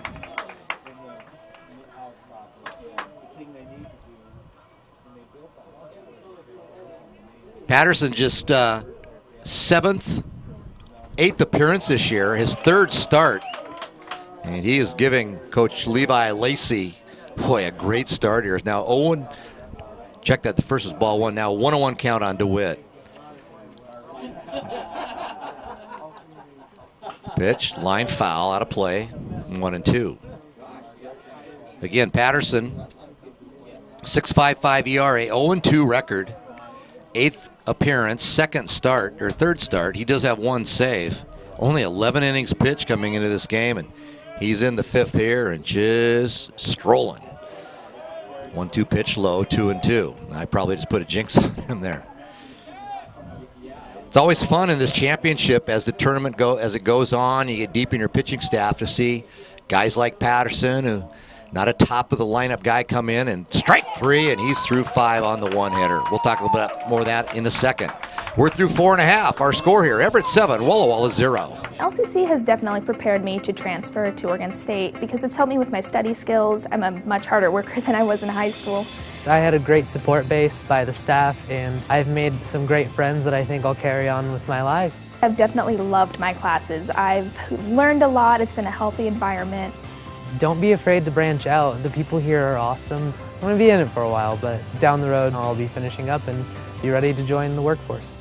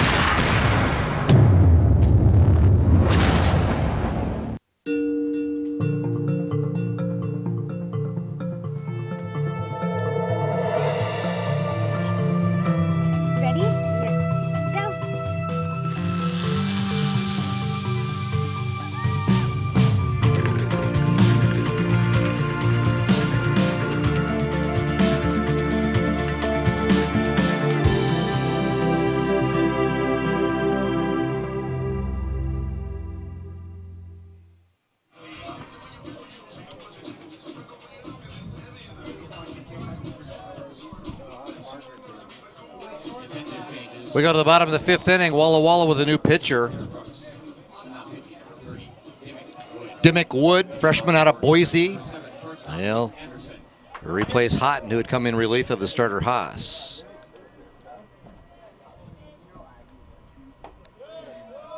Leading off for Everett, Nick Anderson, the shortstop, 0 for 2 today. Takes a strike. Wood's first pitch a strike. Next pitch outside is ball 1. Dimmick Wood, this is his 12th appearance, all in relief except 1. Now a little looper hit out over the head of the second baseman, but cruising back nicely is DeWitt. Larry makes the catch for out number 1. Wood a 4.79 ERA, has good record, 3-1. Number 6, catcher, Connor O'Brien. 26.1 innings, 29 hits, 13 walks. Ball popped up right behind the plate. The catcher, Akuma, with a look back, but you might have heard the clunk on the bleachers out here as the ball got up over the net. Until this year, there was a net up over these bleachers here that are around home plate. But in the redo of the turf and the netting for the backstop, that was eliminated. So now it's as far as it's like a major league park, a pro park, you got to be alive for a foul ball coming in the stands. Not the line drive type, but the high one that'll get up and over.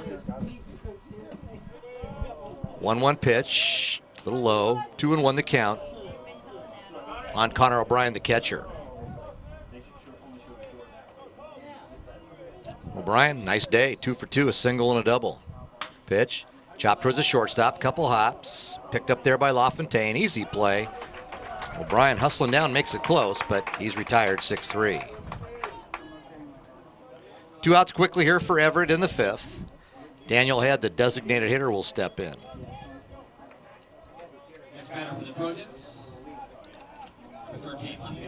Well, Everett made an error in the 4th inning, the last inning of this game, and looking back on the box scores, that was the first error for Everett in 19 innings here, which is pretty good. The strike 1 on Head. The Trojans had an error in the 8th inning of the game with Lower Columbia on Friday night. It was harmless. Nobody came around to score. Clean 9th. 15 clean innings yesterday, and that's incredible. 15 innings without an error. 1-1 pitch to Head, swing and a miss. And then the first 3 innings today, and then an error on the bad hop of the single, and the hop, and I shouldn't say a bad hop, the hop where it was missed in the outfield by Steckler and off his glove, or off the tip of his glove, rolled clear to the wall, so it was a single and an error. And again, nobody came around and scored. So if you're Everett, you don't like making the errors. 2-2 count now on Head. There's Dimmick Wood back up, the wind and the pitch. Line drive, it's going to hang up, and that'll be caught by the center fielder, Sean Coffey. Clean inning there for Walla Walla. 3 up, 3 down for Everett. We played 5 full, Everett 7, Walla Walla nothing. Ready for a new adventure? Study at Douglas College in Vancouver, Canada. Take a post-degree program and launch your career, or prepare to study at top Canadian universities. Become eligible for a 3-year work visa with a 2-year program. Choose success. Choose Douglas College.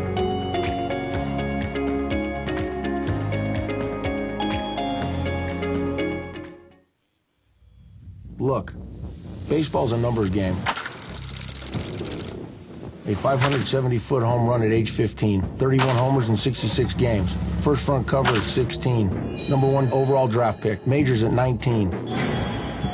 Over 100 home runs is 34. On-base percentage of 340, then 368, then 460. 4-time All-Star, beating 9.2 million ballots, 30 out of 30 MVP votes, chasing 762, 4256, 2297, 3562. You're 220 at age 23.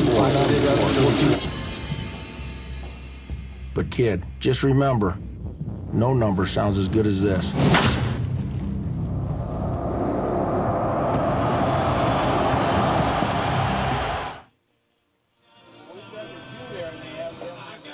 Back here to Davis Story Field, Lower Columbia College. You go to the top of the 6th. My apologies to Taylor Brooks of Walla Walla. Taylor, unbeknownst to me, came in and replaced LaFontaine at shortstop. So that second out of the inning was made by Taylor Brooks, the sophomore out of Eagle, Idaho, now in the Walla Walla lineup and playing shortstop.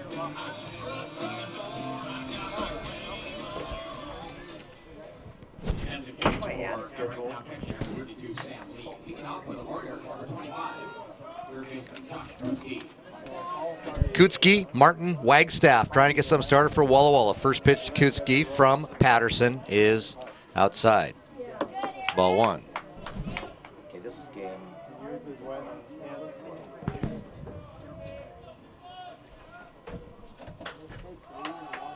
Ball lifted. Short left center field. Coming in, we've got 3 guys. They're the old Bermuda Triangle. And Yackley, the left fielder, will take charge and make the catch. 1 out. Be sure to check out the NWAC on Twitter, Facebook, Instagram for all the latest NWAC news. Also visit nwacsports.org for the most recent information on schedule, scores, stats, and more. 1 out here, top of the 6th. Keelan Martin, 0 for 2 today, steps in, the first baseman. Walla Walla's got to get the offense cranked up here in this loser-out contest if it has any hope, down 7-0.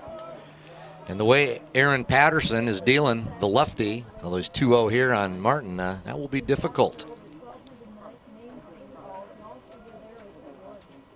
2-0 pitch, a little bit low, 3 balls, no strikes.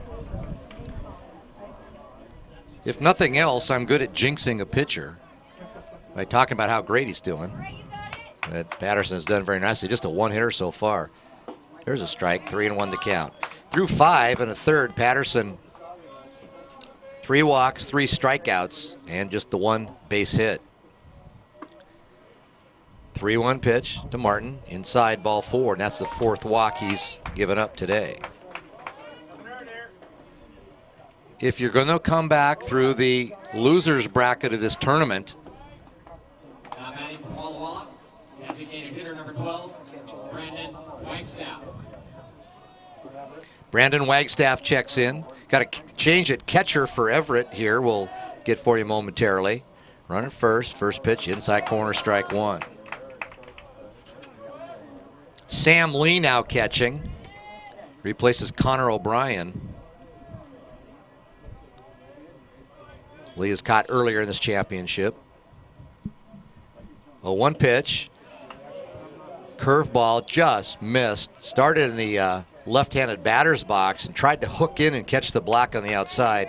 Kind of wrapped around the plate. 1 ball, 1 strike on Wagstaff. Over at first base, 1 out. Keelan Martin on via the walk.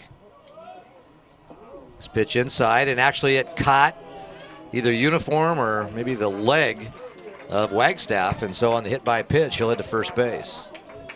Get a look on it here on the replay.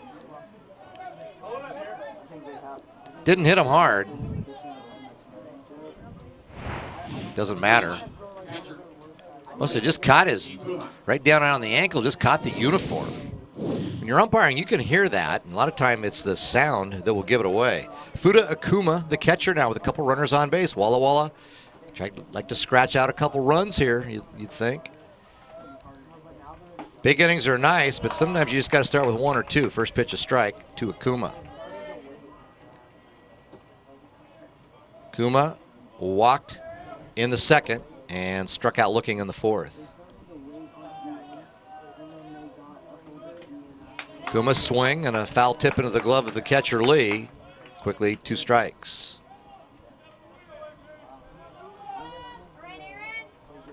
Akuma from Sasayama, Japan. Done a nice job here behind the plate for the Warriors. Patterson now up on the count, 0-2. His runners on at first and second will pull off the rubber there, regroup. I can't imagine a nicer day for baseball here in Western Washington. It is gorgeous. 0-2 pitch. Laced into right field. Will it get down? It will not. The right fielder comes up gunning. Tingelstad. The throw gets away from the first baseman. And unfortunately for Tingelstad, that will, or somewhere will be an error as a runner advances from second to third. Got an error on the right fielder, and the ball must have gone out of play because the runner's being awarded home plate. We'll see on the replay. The ball must have, after it got through here, yes it did, it went into the dugout. And so it's 2 bases from the time of the release of the throwing defender. And so the runner from second, Martin, is sent home on the throwing error and the ball that went out of play. And all the way to third now is Wagstaff. So Akuma lines out to right field. Boy, it's a nice play by Tingelstad to get a good jump and make that catch. I thought it was a sinking line drive. Well, it was a sinking line drive, might be a base hit. And Wagstaff was a long way off first. So trying to throw in behind him was Tingelstad to get the double play. The ball was low at short hop to first baseman, rolled in the dugout, and that advanced everybody 2 bases. So 7-1. And your batter is Colton Piha.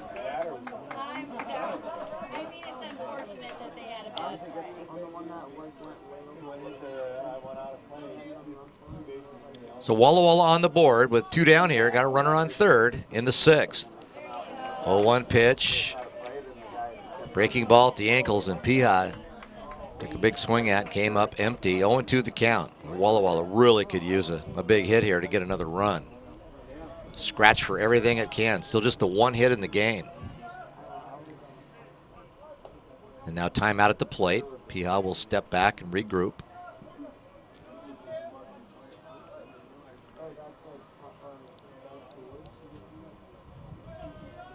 Patterson's pitch, outside, fastball. You hear the oohs and ahs from the crowd. They thought they saw the ball hit the catcher's glove. Well, the catcher was set up about 6 inches outside. Yeah, that glove didn't move, but it was not on the plate. 1-2 the count. Nice 0-2 pitch by Patterson. Executed it perfectly. Just didn't get Piha to offer at it. Now Patterson will step back again. Got a new catcher in there, Sam Lee, and kind of looking at each other, maybe a miscommunication. 2 down here, top of the 6th. Walla Walla with its first run now trails Everett 7-1. Losers out contest. 1-2 pitch. Patterson with a long look, and here he comes. Hard grounder, but right at the second baseman, Prater took a step to his right, throws across, and that'll do it. Walla Walla gets on the board with 1 run, but that's it. We played 5.5. Trojans 7, Warriors 1. Look, baseball's a numbers game.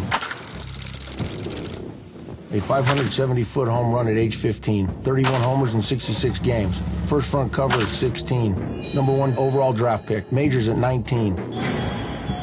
Over 100 home runs is 34. On-base percentage at 340, then 368, then 460. 4-time All-Star, beating 9.2 million ballots, 30 out of 30 MVP votes. Chasing 762, 4256, 2297, 3562. You're 220 at age 23.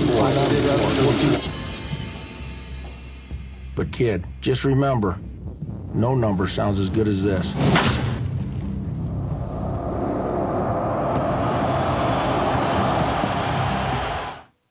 People say knowledge is power, and they have a point. At Portland State, you tell your own story. You build your own stage. You take your best ideas to the streets. You let the world see who you are and who you hope to be. Knowledge is about how hard you're willing to work to do something real. It's about how far you're willing to go to do something great.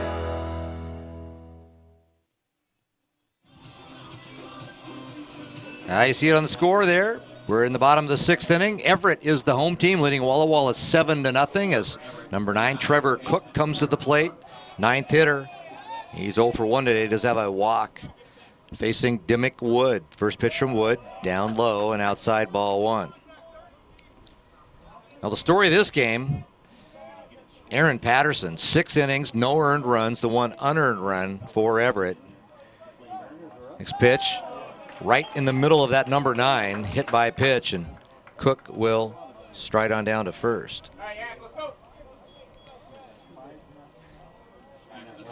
In that 15-inning game yesterday, Tacoma and Everett, there was 11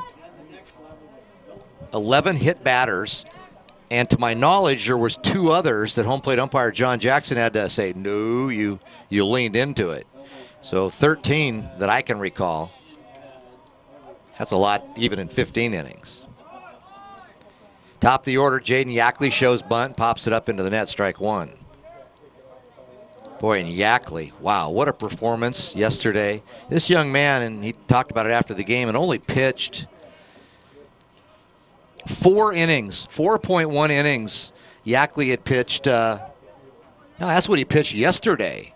I don't think he had pitched in the season before yesterday then, because the total stats, you have to check that, just show him with 4.1 innings. Well, whatever, he hadn't pitched much, if any.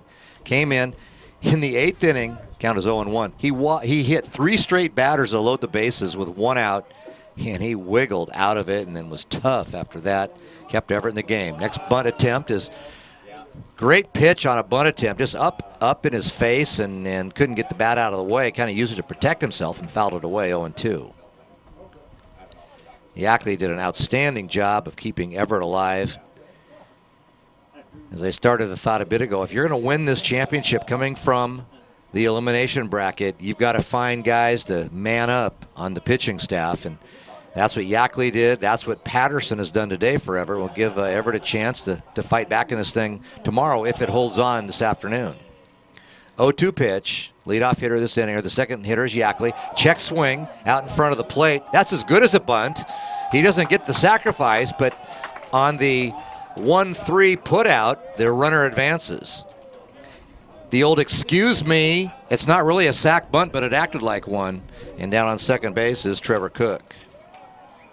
Now up, Everett's second baseman, number 8, Jacob Prater. Jacob Prater. Reach on an error on the shortstop.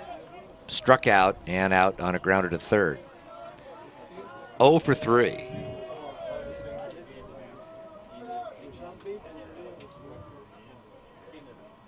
Wood with a long look back at Trevor Cook, now at second. Pitch, strike one.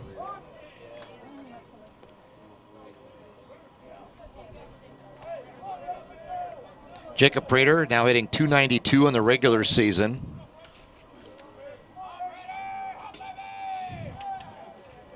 Played in all 47 games this year for Everett. Pitch, check swing, and held back. Pitch was outside, ball one.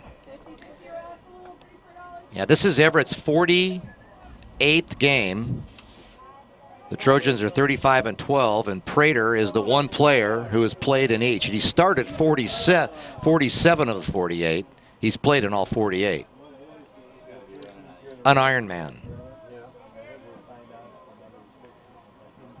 Ball and a strike. One out here. Again, Wood outside. 2-1.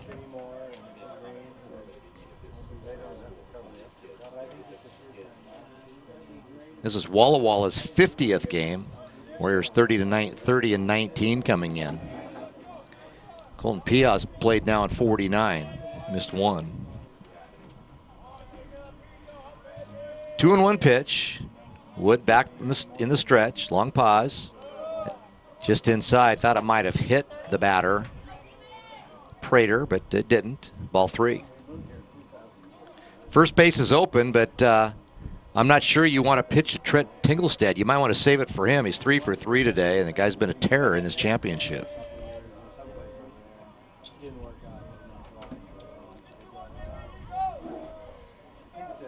Wood, long pause on the mound. Pitch, ball 4.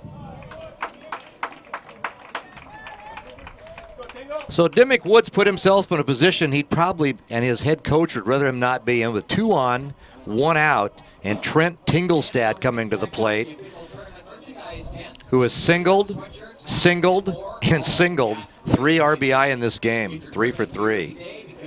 In the long game with Tacoma yesterday, Tinglestad had a couple doubles, 367 hitter, just 1 home run, but lots of production, and he's got a chance to do that right here. Could break this thing open.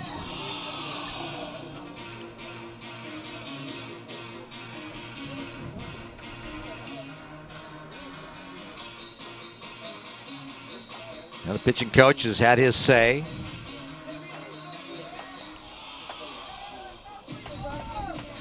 One out here in the bottom of the 7th. 6th, check that. Runners on at first and second. Get a look at some of the fans down in the picnic area watching this game. The guy drinking a beer out there? It's not. If he did, he brought it in himself. It's either that or apple juice. All right, here we go. Tingle's at the plate, 3 for 3, 2 runners on. First pitch outside.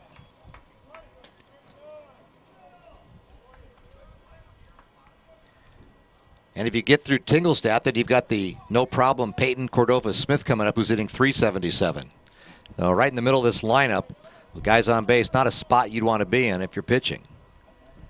Pitch at Tinglestad, inside, 2-0.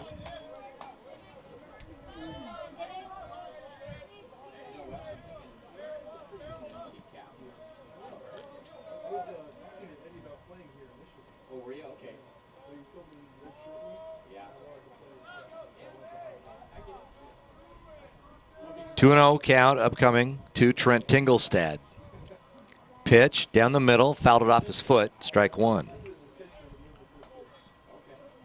We get a final on the Mariners down there? They get a win today? Well, that doesn't mean anything. Up 3-0 in the 9th, that's not good enough for me. 2-1 the count on Trent Tinglestad. Mariners got a nice pitching performance from one of their young guys today. Pitched to Tingelstad. Tingelstad asked for time.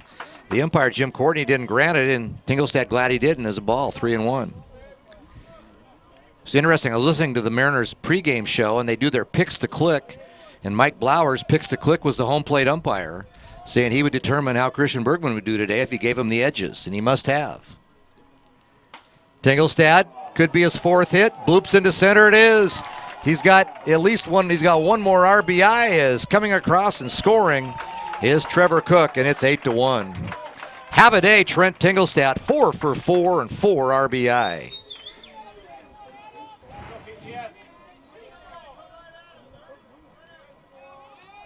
Tingelstad, you wouldn't say he hit that sharply, but hit them where they ain't.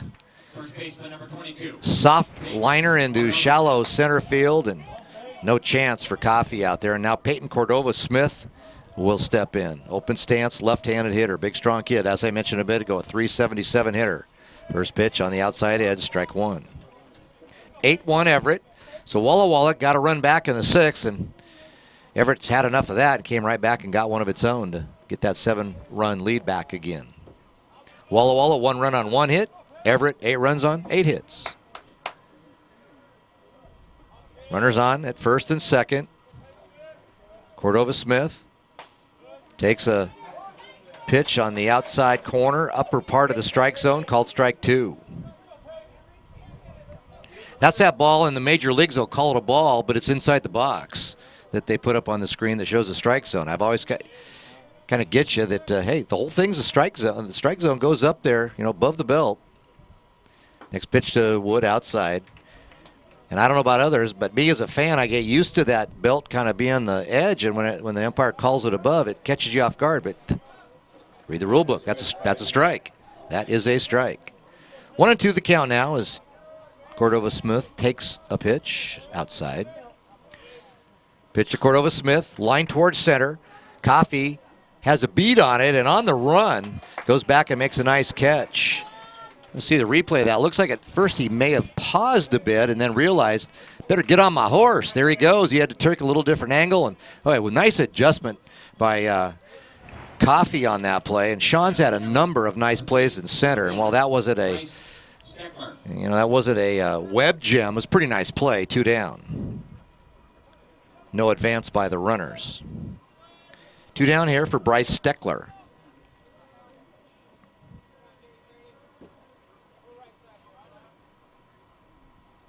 Pitch to Steckler, breaking ball. That one rode a tad bit high. 1 ball, the count. 4 umpires today. We had 3-man mechanics until today, and now 4 on the field for this game, our evening game, Lower Columbia and Lane, and then the 1 or 2 games tomorrow. Pitch, low, 2-0.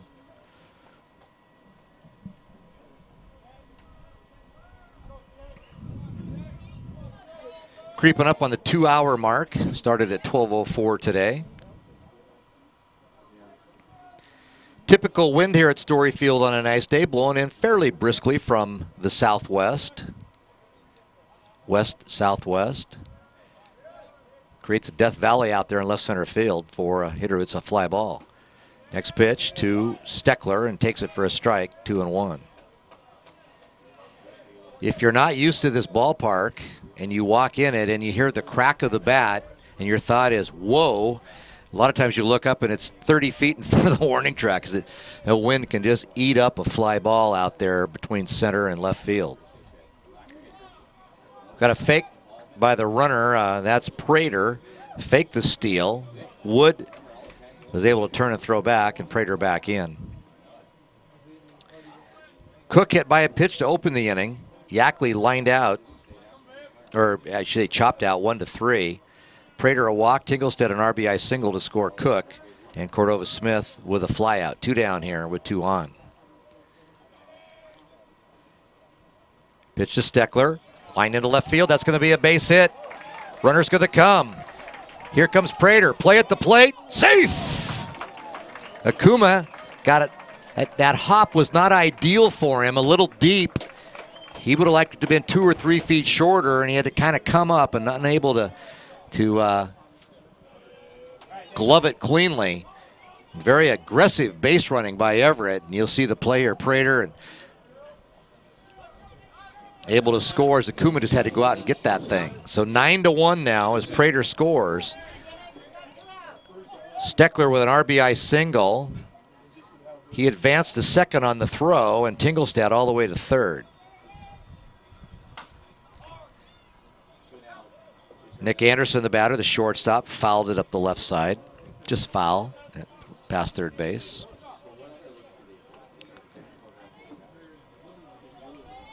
(9-1) Everett. Getting late if you're Walla Walla.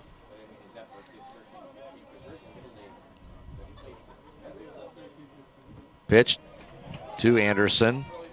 Little off speed, changeup, and he was out ahead of it. No balls, 2 strikes on the Everett shortstop. Sam Lee would be next. Pitch to Anderson, outside. 1-2 the count.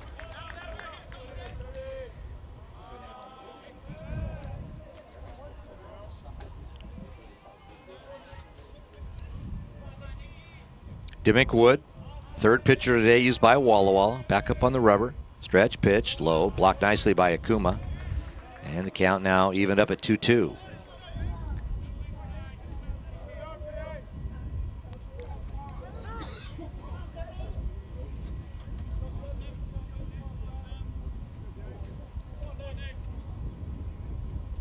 Lower Columbia Lane at 4:05. Our second and final game of the day. Next pitch is outside, and now Steckler will go full. Or check that, Nick Anderson. Full count. Everett trying to play on Monday for the second straight year. Last year, Everett lost in the championship game to Yakima Valley.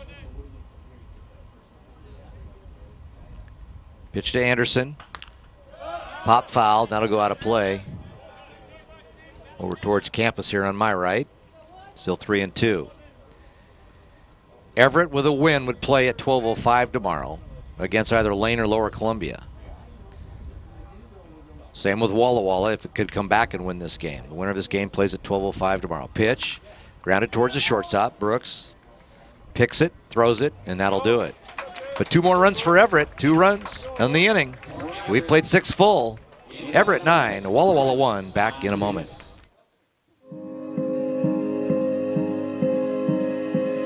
Medical specialists in the Guard are skilled in CPR, field triage, and emergency life support. Medics stabilize and evac the wounded during combat, come to the aid of civilians in a disaster, and provide day-to-day outpatient care.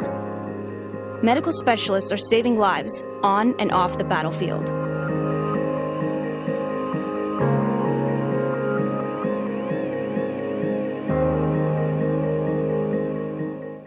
LCC has definitely prepared me to transfer to Oregon State because it's helped me with my study skills. I'm a much harder worker than I was in high school. I had a great support base by the staff, and I've made some great friends that I think I'll carry on with my life. I've definitely loved my classes. I've learned a lot. It's been a healthy environment. Don't be afraid to branch out. The people here are awesome. I'm going to be in it for a while, but down the road I'll be finishing up and be ready to join the workforce. When you first visit Seattle Pacific University, it's easy to fall in love with the campus. But just ask one of the students. There's something different about SPU, a place where faith, service, and academic excellence meet.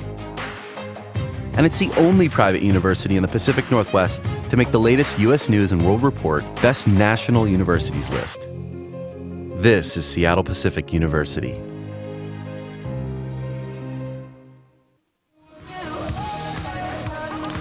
We go to the top of the 7th. Everett 9, Walla Walla 1. Wes Tucker will take you home. Leading off for the Warriors, number 6. So we are 2/3 of the way through this contest, 7th inning. And we get started with a little comeback shot from Coffey on the first in time. So a quick out. That is efficiency right there, the strictest definition. 1 pitch, 1 away. Again, Everett leading Walla Walla 9-1. And here comes Robbie Heiberg, who is 0 for 2 today with a line out and a ground out. will take outside for ball 1.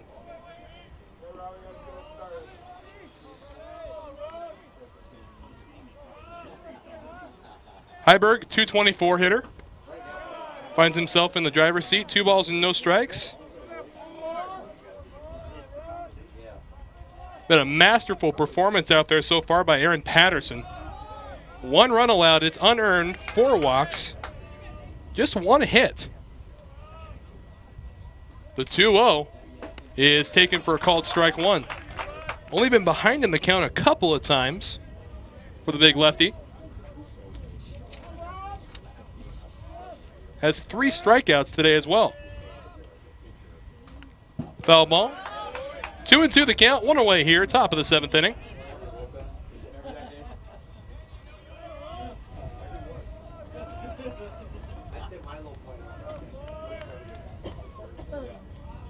Heiberg, ready for the 2-2. Outside, count runs full.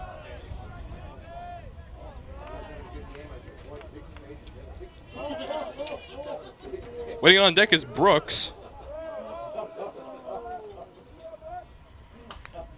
Foul ball. Brooks came in to play shortstop, taking over for LaFontaine.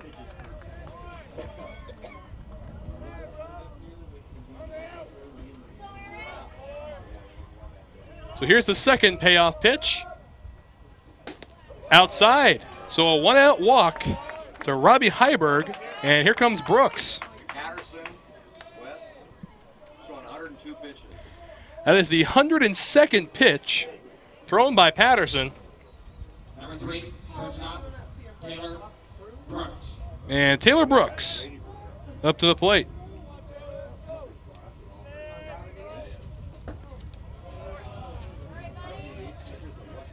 Ball outside.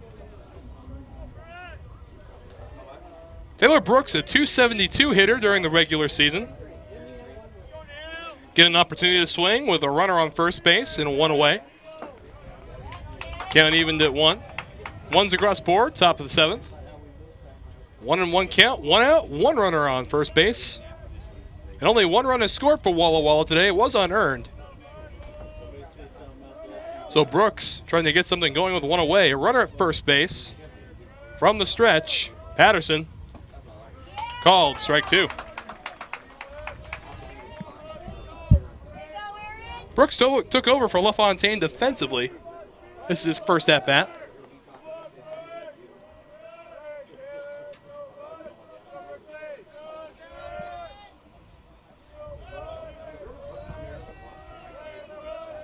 Patterson. It's a little tapper foul towards the Walla Walla dugout.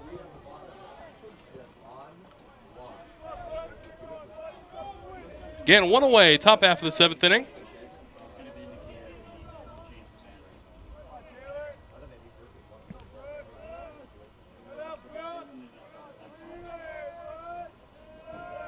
One-two offering. Swung on and beaten softly to second. Backhand to second on to first, and then the throw sails wide into the Walla Walla dugout. So a fielder's choice and an error allowing Brooks to head to second base. So we take another look here. Great feed from Prater. The throw is wildly offline there. Ends up in the Walla Walla dugout. Second baseman, number 1, Larry DeWitt. So top of the order in DeWitt. Coming up now, 0 for 3 thus far. Line out, a fly out, and a strikeout.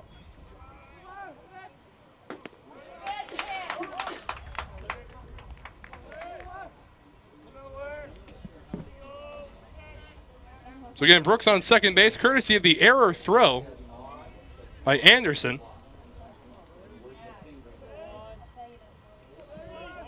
The 0-1 is taken.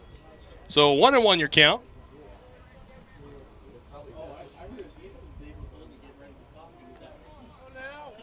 In top of the order for Walla Walla today, been held quiet. Only action from their top 3 has been a couple of walks by Kutzke and Martin. Swing and a ground ball. This is going to find the outfield. On the field is Tinglestead. Tinglestead's throw is going to come all the way to the plate. A run will score. RBI single for Larry DeWitt. Still 2 away here. Boy, hit it where they're not. Perfect placement there. Good defensive hack, and a run comes across for Walla Walla. And here comes Kutzke. 0 for 2 with a walk today. Reached on a fielder's choice back in the third. Finds himself in the hole. No balls and a strike. If we were to get that far, Martin waiting on deck.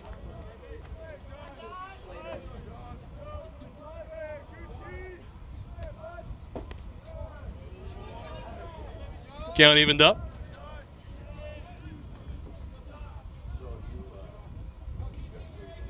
Patterson has allowed 5 walks today.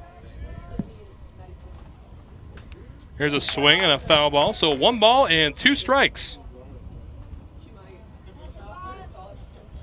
7-run lead for the Trojans.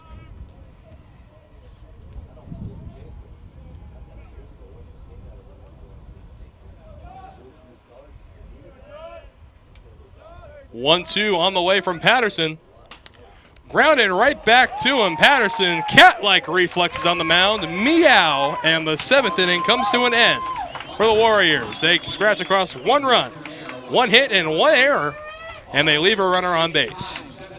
We'll be right back. 7th inning stretch time in Longview, Washington.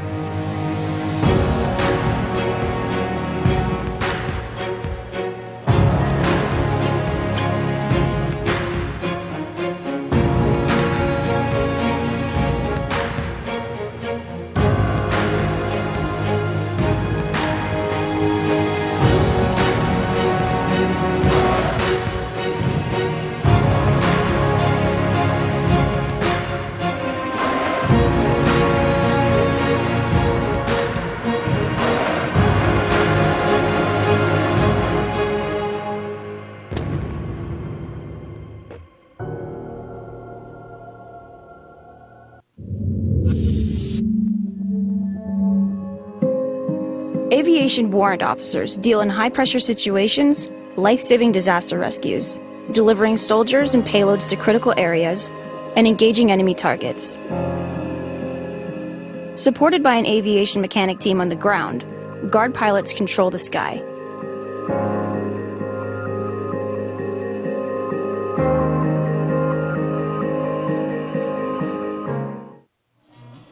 Home half of the 7th, and again, a very happy Everett dugout over there. They have a 7-run lead. And Sam Lee, the catcher, will lead off for Everett. Will take strike 1 on the outer half of the plate. Lee grounded out in his first plate appearance, replaced the red-hot Connor O'Brien. And a foul ball, so 0-2 your count.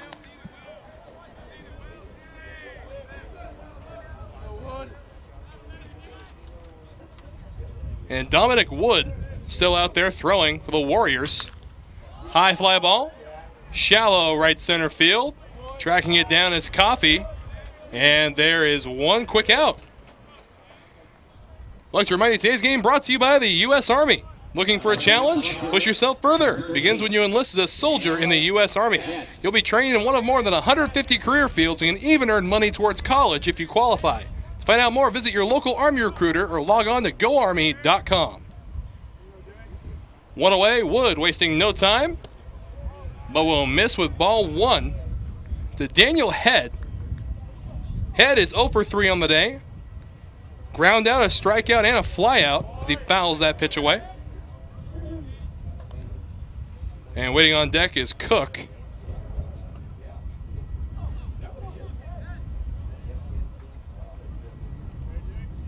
Wood from the windup finds a called strike. So 1 ball and 2 strikes is the count. And wasting no time again. High pop up. Straight away right field. Piha makes a little bit of a dramatic catch out there in right field. And there are 2 gone. We take another quick look here. Piha misread it looks like. Having to extend at the last minute, trying to track it in. The sun hitting the field rather heavily right now at Story Field. And missing inside to Trevor Cook, the third baseman. 0 for 1 with a fly out today. 1-1. Wood's gotten a couple of flyouts this inning. Trying to keep that trend going. Give Walla Walla a chance to fight back in the 8th inning. The 1-1. Swung on. Will go foul. So 1-2 the count. Wood in the driver's seat.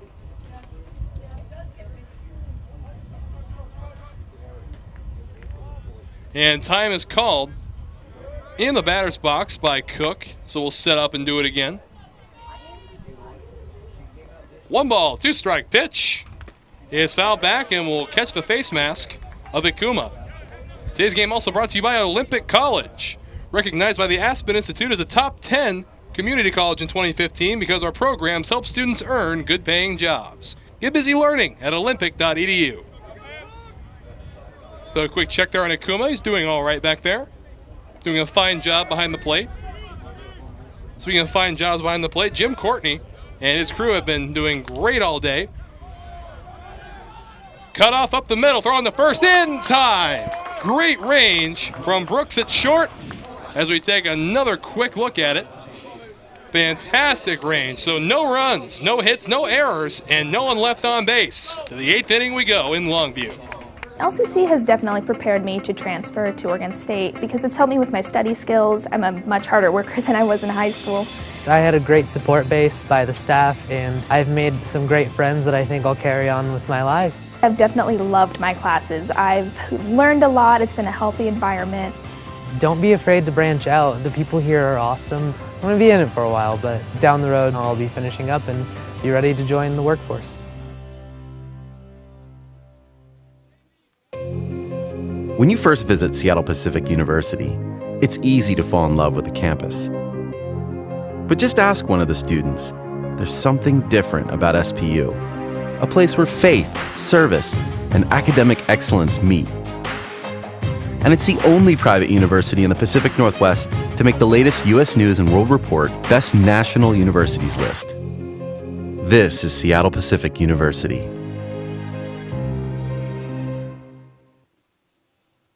And here we go as we have reached the 8th inning. It'll be Patterson heading back out onto the hill.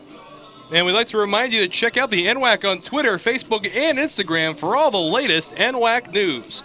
Also, visit nwacsports.org for the most recent information on schedules, scores, statistics, and more.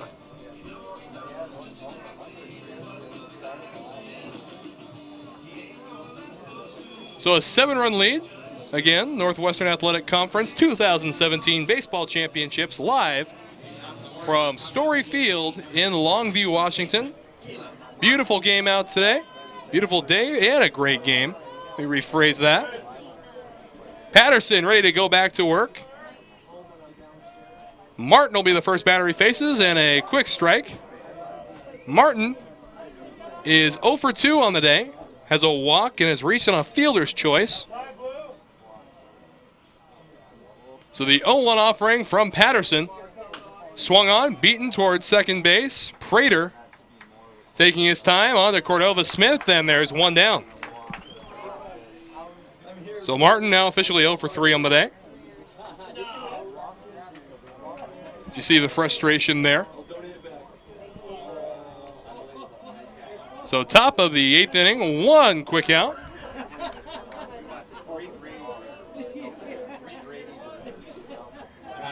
And ball one will miss. Wagstaff, the designated hitter. 0 for 2 with a couple of ground outs to short. Count knotted up at 1. He's also been hit by a pitch today and was stranded at third base. So from the windup, Patterson kicks, fires, ball 2. Again, Patterson, a masterful performance thus far as we've reached the top of the 8th inning. It looks like there's going to be a conversation out there between Levi Lacey and his pitcher. Action in the Everett bullpen. Patterson is up over 120 pitches.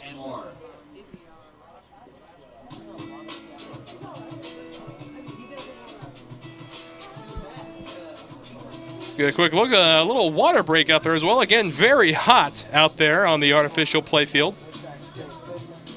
And pushing his catcher aside. I'm fine, coach, says Aaron Patterson. 2-1 the count.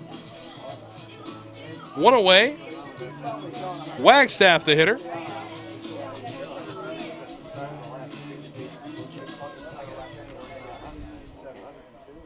Digging back in with a 2-1 count. Patterson from the windup. Outside, 3-1.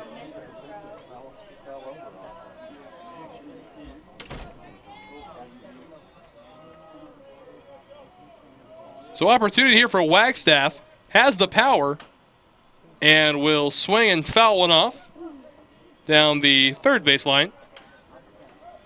So count is full.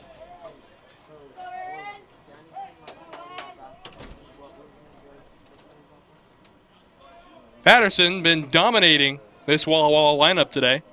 The payoff pitch, swung on and beaten foul. So a good payoff pitch spoiled by Wagstaff. Fuda Ikuma waits on deck.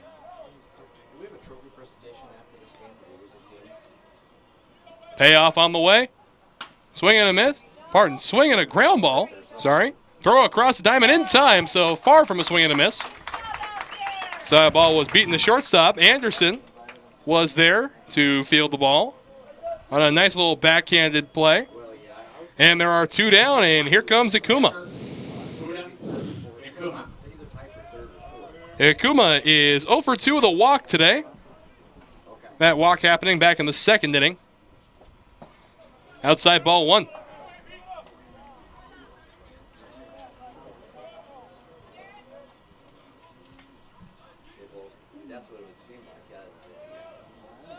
Patterson kicks, fires, just high. 2 balls and no strikes to Ikuma. Well, you got to imagine with the pitch count where it is right now, there's a very short leash on Patterson. 3-0.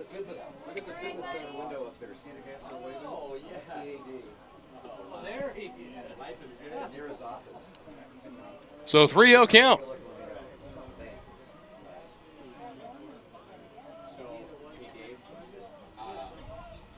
.30 pitch is taken outside, ball 4. So with 2 outs, Ikuma draws his 2nd walk of the day. And here comes Colton Piha. Piha is 1 for 3 with a single today.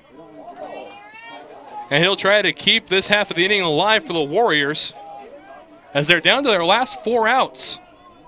Number 2 right fielder, Colton Piha. Patterson to the plate, called strike. Inner part of the dish.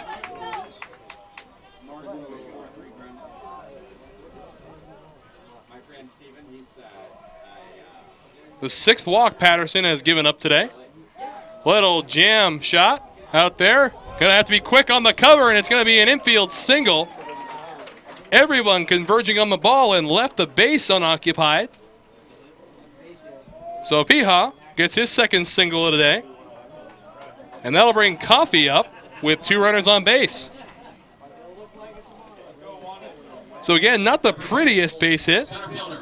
but it looks the same as a line drive single up the middle in the scorebook. So we'll just keep that our little secret. 2 away. First offering is a called strike to the center fielder, Sean Coffey, who is 0 for 2 with a walk, a strikeout, and he's grounded out to the pitcher in his last at-bat.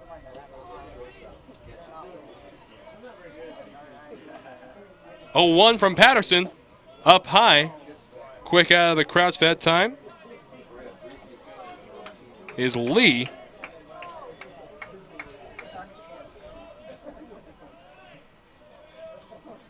And Patterson, in his 8th inning of work, has done a fantastic job for the Trojans today.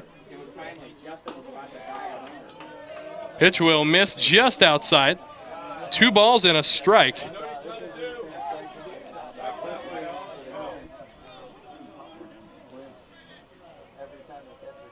So setting up 2-1. Action continues in the Everett bullpen. Taking upstairs. So 3-1 the count. Opportunity for Coffey to lay into something. Coffey didn't have any home runs. He had 9 doubles, though, with a .321 average.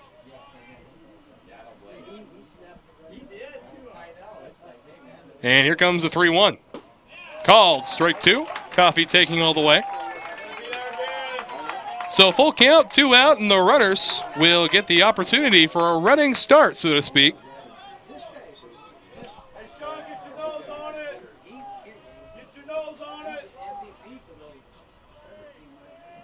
Runners off with the pitch. The swing is a foul ball. So set up again. Waiting on deck is Heiberg if we were to get that far. Patterson ideally wanting to set down Coffey, give himself a rest, and he'll try to come back out in next inning. Sure, Levi Lacey will advise against it. He'll say, no, coach, I want this. So another payoff pitch spoiled. So that means this will be the 8th pitch of this at-bat. So a good battle between Patterson and Coffey.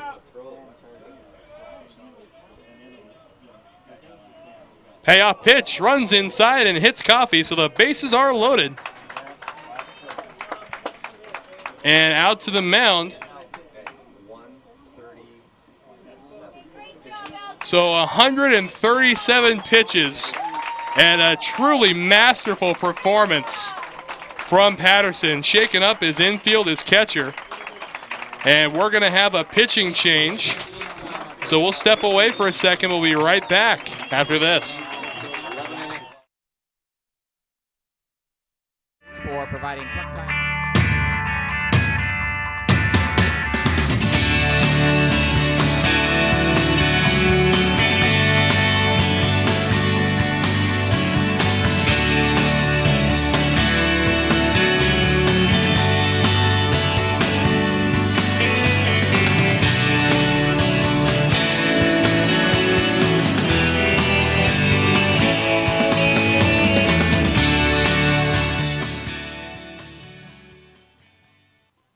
The challenges facing the country never stop. So neither does the U.S. Army. We train, adapt, and get smarter.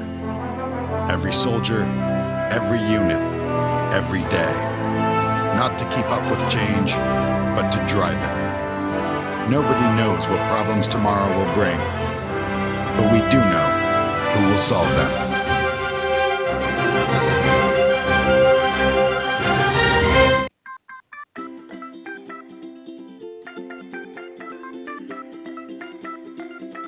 Hello, welcome to How to PSU. In today's quick session, we're going to answer some common questions about transferring to PSU. The key things to remember are: apply early, use our online resources, and advisors are your friend.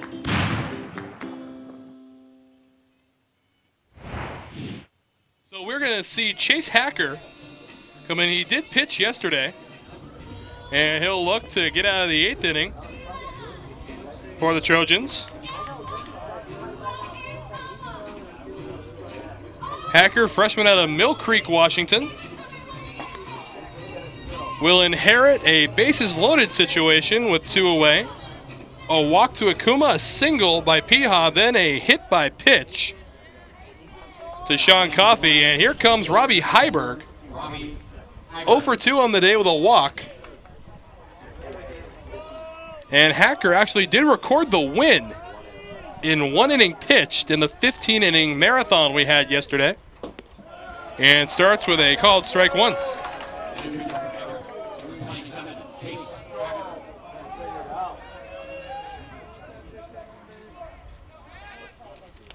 So the 0-1 up high. Patterson finishes the day with 7 2/3 innings pitched, 2 runs allowed, 3 hits, 8 walks, and 3 strikeouts. So a respectable day, to say the least, for Patterson.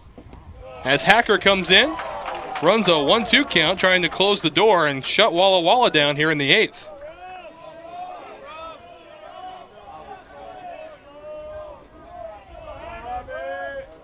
So 1-2 count. Hacker, the little lefty, working from the stretch. The 1-2 swung on, will go foul out of play. Again, Walla Walla needing 7 runs to tie. So a hit here could get him in the right direction. Hacker in the driver's seat, though. 1 ball, 2 strikes, and a quick conversation between Lee and Hacker. Probably changing up a few signs with a runner at second base.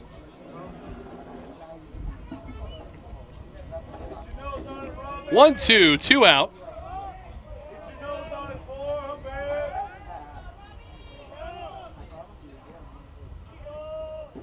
Hacker kicks the pitch. Swung on and fouled away again.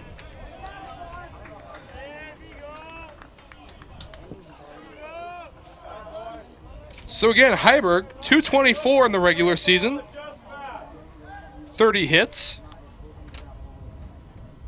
Looking to break it open for the Warriors here in the 8th. Warriors again down to their last 4 outs.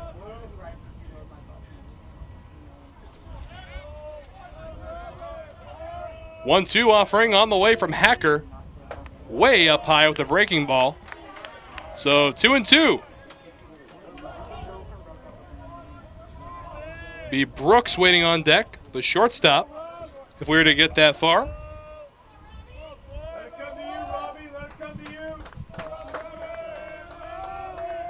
The 2-2 offering from Hacker. Check swing, and they want an appeal down to first base. No, says John Jackson out there. So full count, 2 out. Runners will get a head start.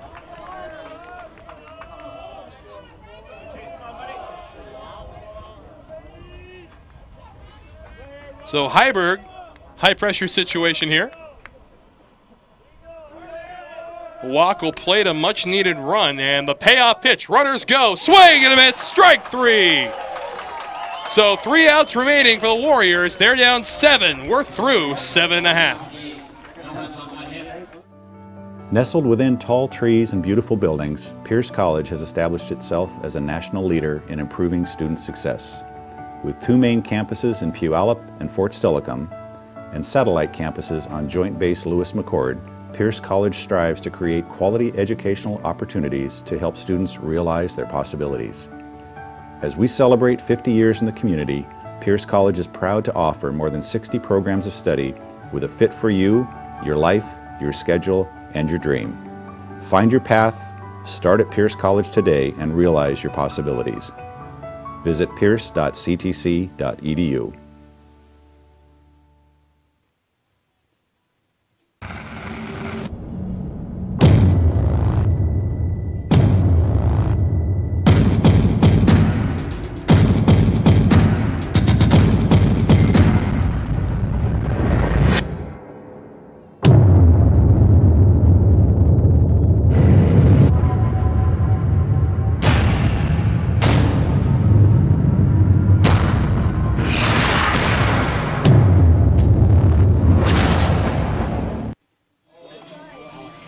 So we have a pitching change for Walla Walla.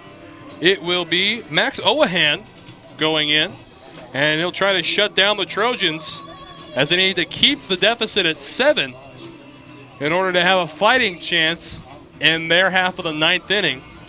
It's going to be a do-or-die situation for the Warriors.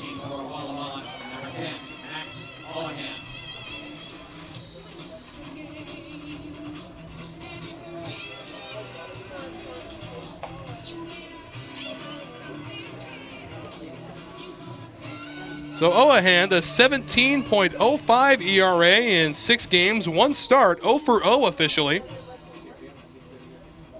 15 runs have scored on him this year, 12 of those were earned. So we'll see how this decision works out. Be facing a pinch hitter. That'll be Trevor Wharton.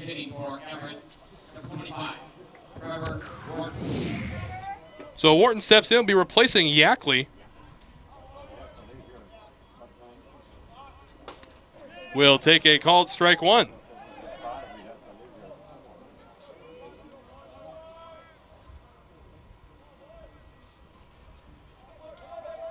Wharton .232 in the regular season. Ties up the count with a take there, 1-1. Wharton played in 32 games, started 18 of those games. Been a utility guy. A ground ball over to short. Brooks across to Martin in time, and there's 1 away.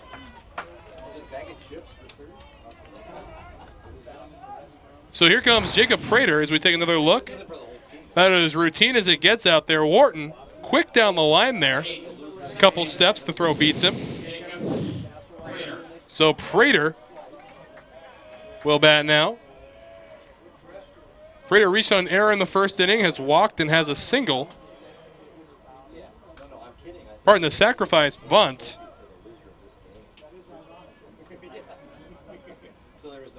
And Tinglestead waits on deck. The 0-1 to Prater. Swung on and hammered down the left field line. It's into the corner. And will take 1 hop off the wall. On his way to second is Prater. The throw not in time. And Prater has himself a 1-out double. Well, I thought right off the bat that ball had a chance to get out, but it 1 hops the wall out there by the party deck. Take a good look here. Right at the base of the wall. So here comes Tinglestad. Tinglestad is 4 for 4 on the day with 4 ribbies. Looking to add on with possibly his 5th ribby at second base. Called strike 1. Catches the upper part of the zone.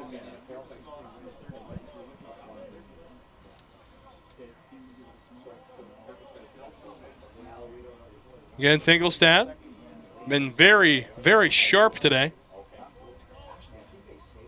Swing and a foul ball. So 0-2 the count. Tinglestad did have 1 home run coming into this ball game. With 0-2, you're going to see a little bit of a shorter swing. Trying to shorten up, put the ball in play.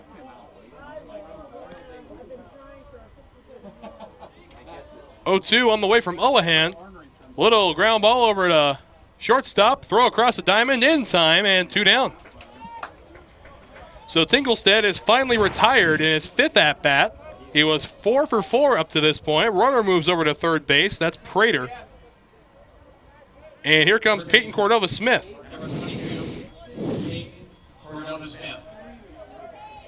Smith is 1 for 3, a single and an RBI, a walk and a run scored. He's also struck out looking back in the 4th inning. First pitch is in there for a called strike 1. And Prater, the runner at second base. Third base. Imagine keeping the lead rather short while he gets surprised by a pickoff move by Owahan. Little chopper out to first base. Martin, 3 unassisted, and here come the Warriors in the 9th. They need 7. Can they do it? We'll find out after this. LCC has definitely prepared me to transfer to Oregon State because it's helped me with my study skills. I'm a much harder worker than I was in high school. I had a great support base by the staff, and I've made some great friends that I think I'll carry on with my life. I've definitely loved my classes. I've learned a lot. It's been a healthy environment. Don't be afraid to branch out. The people here are awesome. I'm going to be in it for a while, but down the road I'll be finishing up and be ready to join the workforce.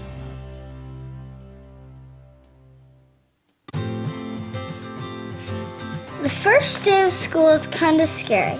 You don't know your teachers yet or who your friends will be. But school is really important. It's how you learn things and grow. Okay, I'm ready. You're gonna do great, Mommy.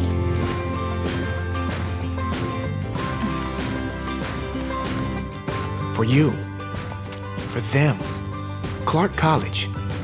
Get started today at clark.edu.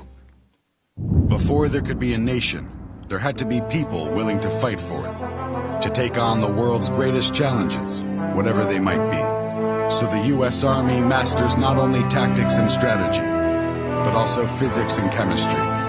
We make battle plans and create breakthroughs in medicine, science, and engineering. Our next mission could be anything, so we prepare for everything.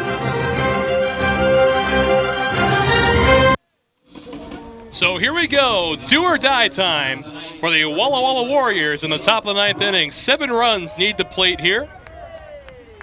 Funnier things have happened, though. We'll find out if they can do it. All set to lead us off is Brooks, the shortstop. So a big mountain to climb, and the first pitch is upstairs, ball 1. It'll be Brooks in the top of the order, so DeWitt waiting on deck. Then Kutzke. The 1-0 is taken on the outside half, called strike 1. Again, Hacker coming in to get the last out of the 8th inning, getting a bases-loaded strikeout. Brooks awaiting Hacker's 1-1 offering. Just outside. 2 balls and a strike. Again, a big thank you to the umpiring crew. We got Jim Courtney behind the dish, John Jackson at first base, Tim Clifford second base, and Ryan Sorensen over at third base. A 4-man crew is how it's going to operate for the remainder of this tournament. Huge fly ball. Drifting out into shallow right center, and making the catch is Prater, 1 away.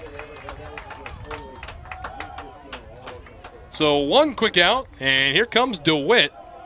DeWitt has an RBI single today, but is only 1 for 4. And another big thank you to Chris and the fine folks at Topher Vision. Always a pleasure, and always great work being produced from this crew.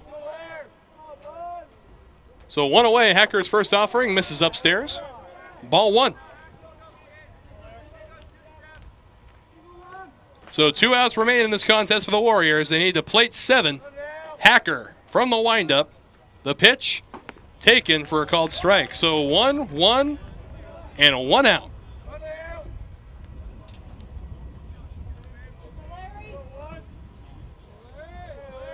DeWitt, 287 during the regular season. The 1-1 is a breaking ball that misses badly. 2 balls and a strike. Hacker again came in and got the win in 1 inning pitched in yesterday's 15-inning game. The 2-1 is grounded to second base. Prater waiting for it. On to Cordova-Smith, and there are 2 away. So the Walla Walla season is down to its last out.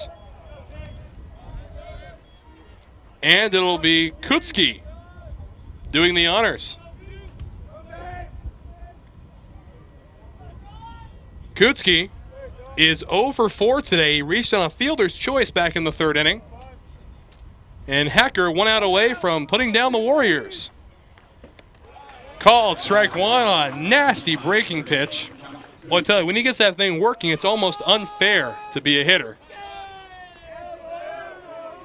The 0-1 Another breaking ball in there, called strike 2. So the Walla Walla season down to its last strike.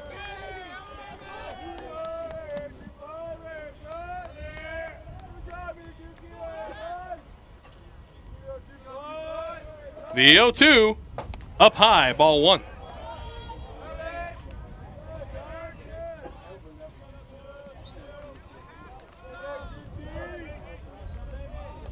So another 2-strike pitch to Kutzke. Hacker from the windup, kicks, fires, swing and a high fly ball. This should do it. Right field got a little late carry to it, and Tingelstad puts it away.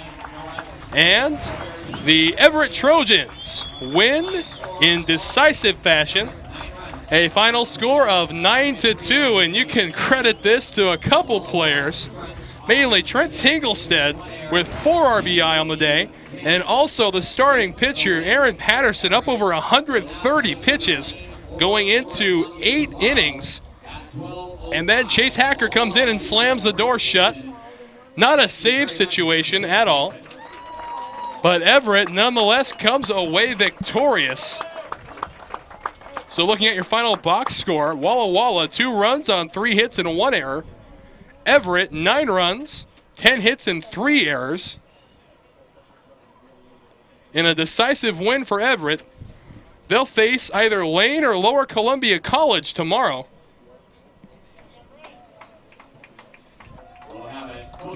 And there's going to be a post-game interview down on the field with Dave Andrew. We'll have that for you in just a quick minute. But again, a 7-run lead holds up in 9 innings and sends the Warriors back east side to Walla Walla. A well-played game, to say the least. There were 3 errors committed. However, Haas ends up with the loss. And so we'll go ahead and throw it down to Dave Andrew, standing by with a couple of Trojan players. It's all right, yours, thanks, Dave. Jim. Tell you what, we normally interview one person after a game, but we got a couple this game. I'll start with Trent. Here, you guys, a little tired coming today? We'll shake it off and just go. No, we've had the late games later or days before, but I feel we just got home. We didn't get home too late. I mean, it was only like 8 o'clock, so we had time to rest up and come back for tonight. So I'm sure when I talk to your starting pitcher, he's going to say that you jump-starting that offense with your first of 4 ribbies today. You've hit the ball well all tournament. Got more in you? Yes, of course we do. I got more tomorrow. I think all these guys got more tomorrow. We're going to go win it tomorrow. All right, Trent, just stay right here. So the fans here don't have the ability like I do to look at the stats. This guy pitched 11 innings this season until today, 7 2/3, 137 pitches. And I'll tell you, I witnessed the hug with you and your head coach when you came in. That told me that, young man, you did your job. Just your thoughts. Today was great for me, but I just like to thank everyone behind me today. They were incredible. So I've never been on a team where it feels like family, so it's really good. Well, again, I appreciate that, and I love the emotion, young man. But again, you pitched nearly as many innings a day as all season. Just did you? When did you get the idea you're going to get the ball today? Yesterday, he told me I was going to get it, so I just thought about it all night, and I knew what I had to do. So. Well, you get deep in a tournament and losers bracket. You need a guy like this to come in and eat some innings. You did that. Congratulations. Everett will be back tomorrow, noon. So a big thank you to Dave Andrew down there. Again, a very good performance from Patterson. He comes away with the win after only having pitched 11 innings in the regular season. So Everett survives. Walla Walla will take 4th place in the NWAC tournament. And playing for 3rd place at least will be Everett. What a performance and what an offensive show. And we wouldn't have it any other way in the NWAC Baseball Championships. For everybody on the NWAC Sports Network, I'm Wes Tucker, and we'll see you in a little while.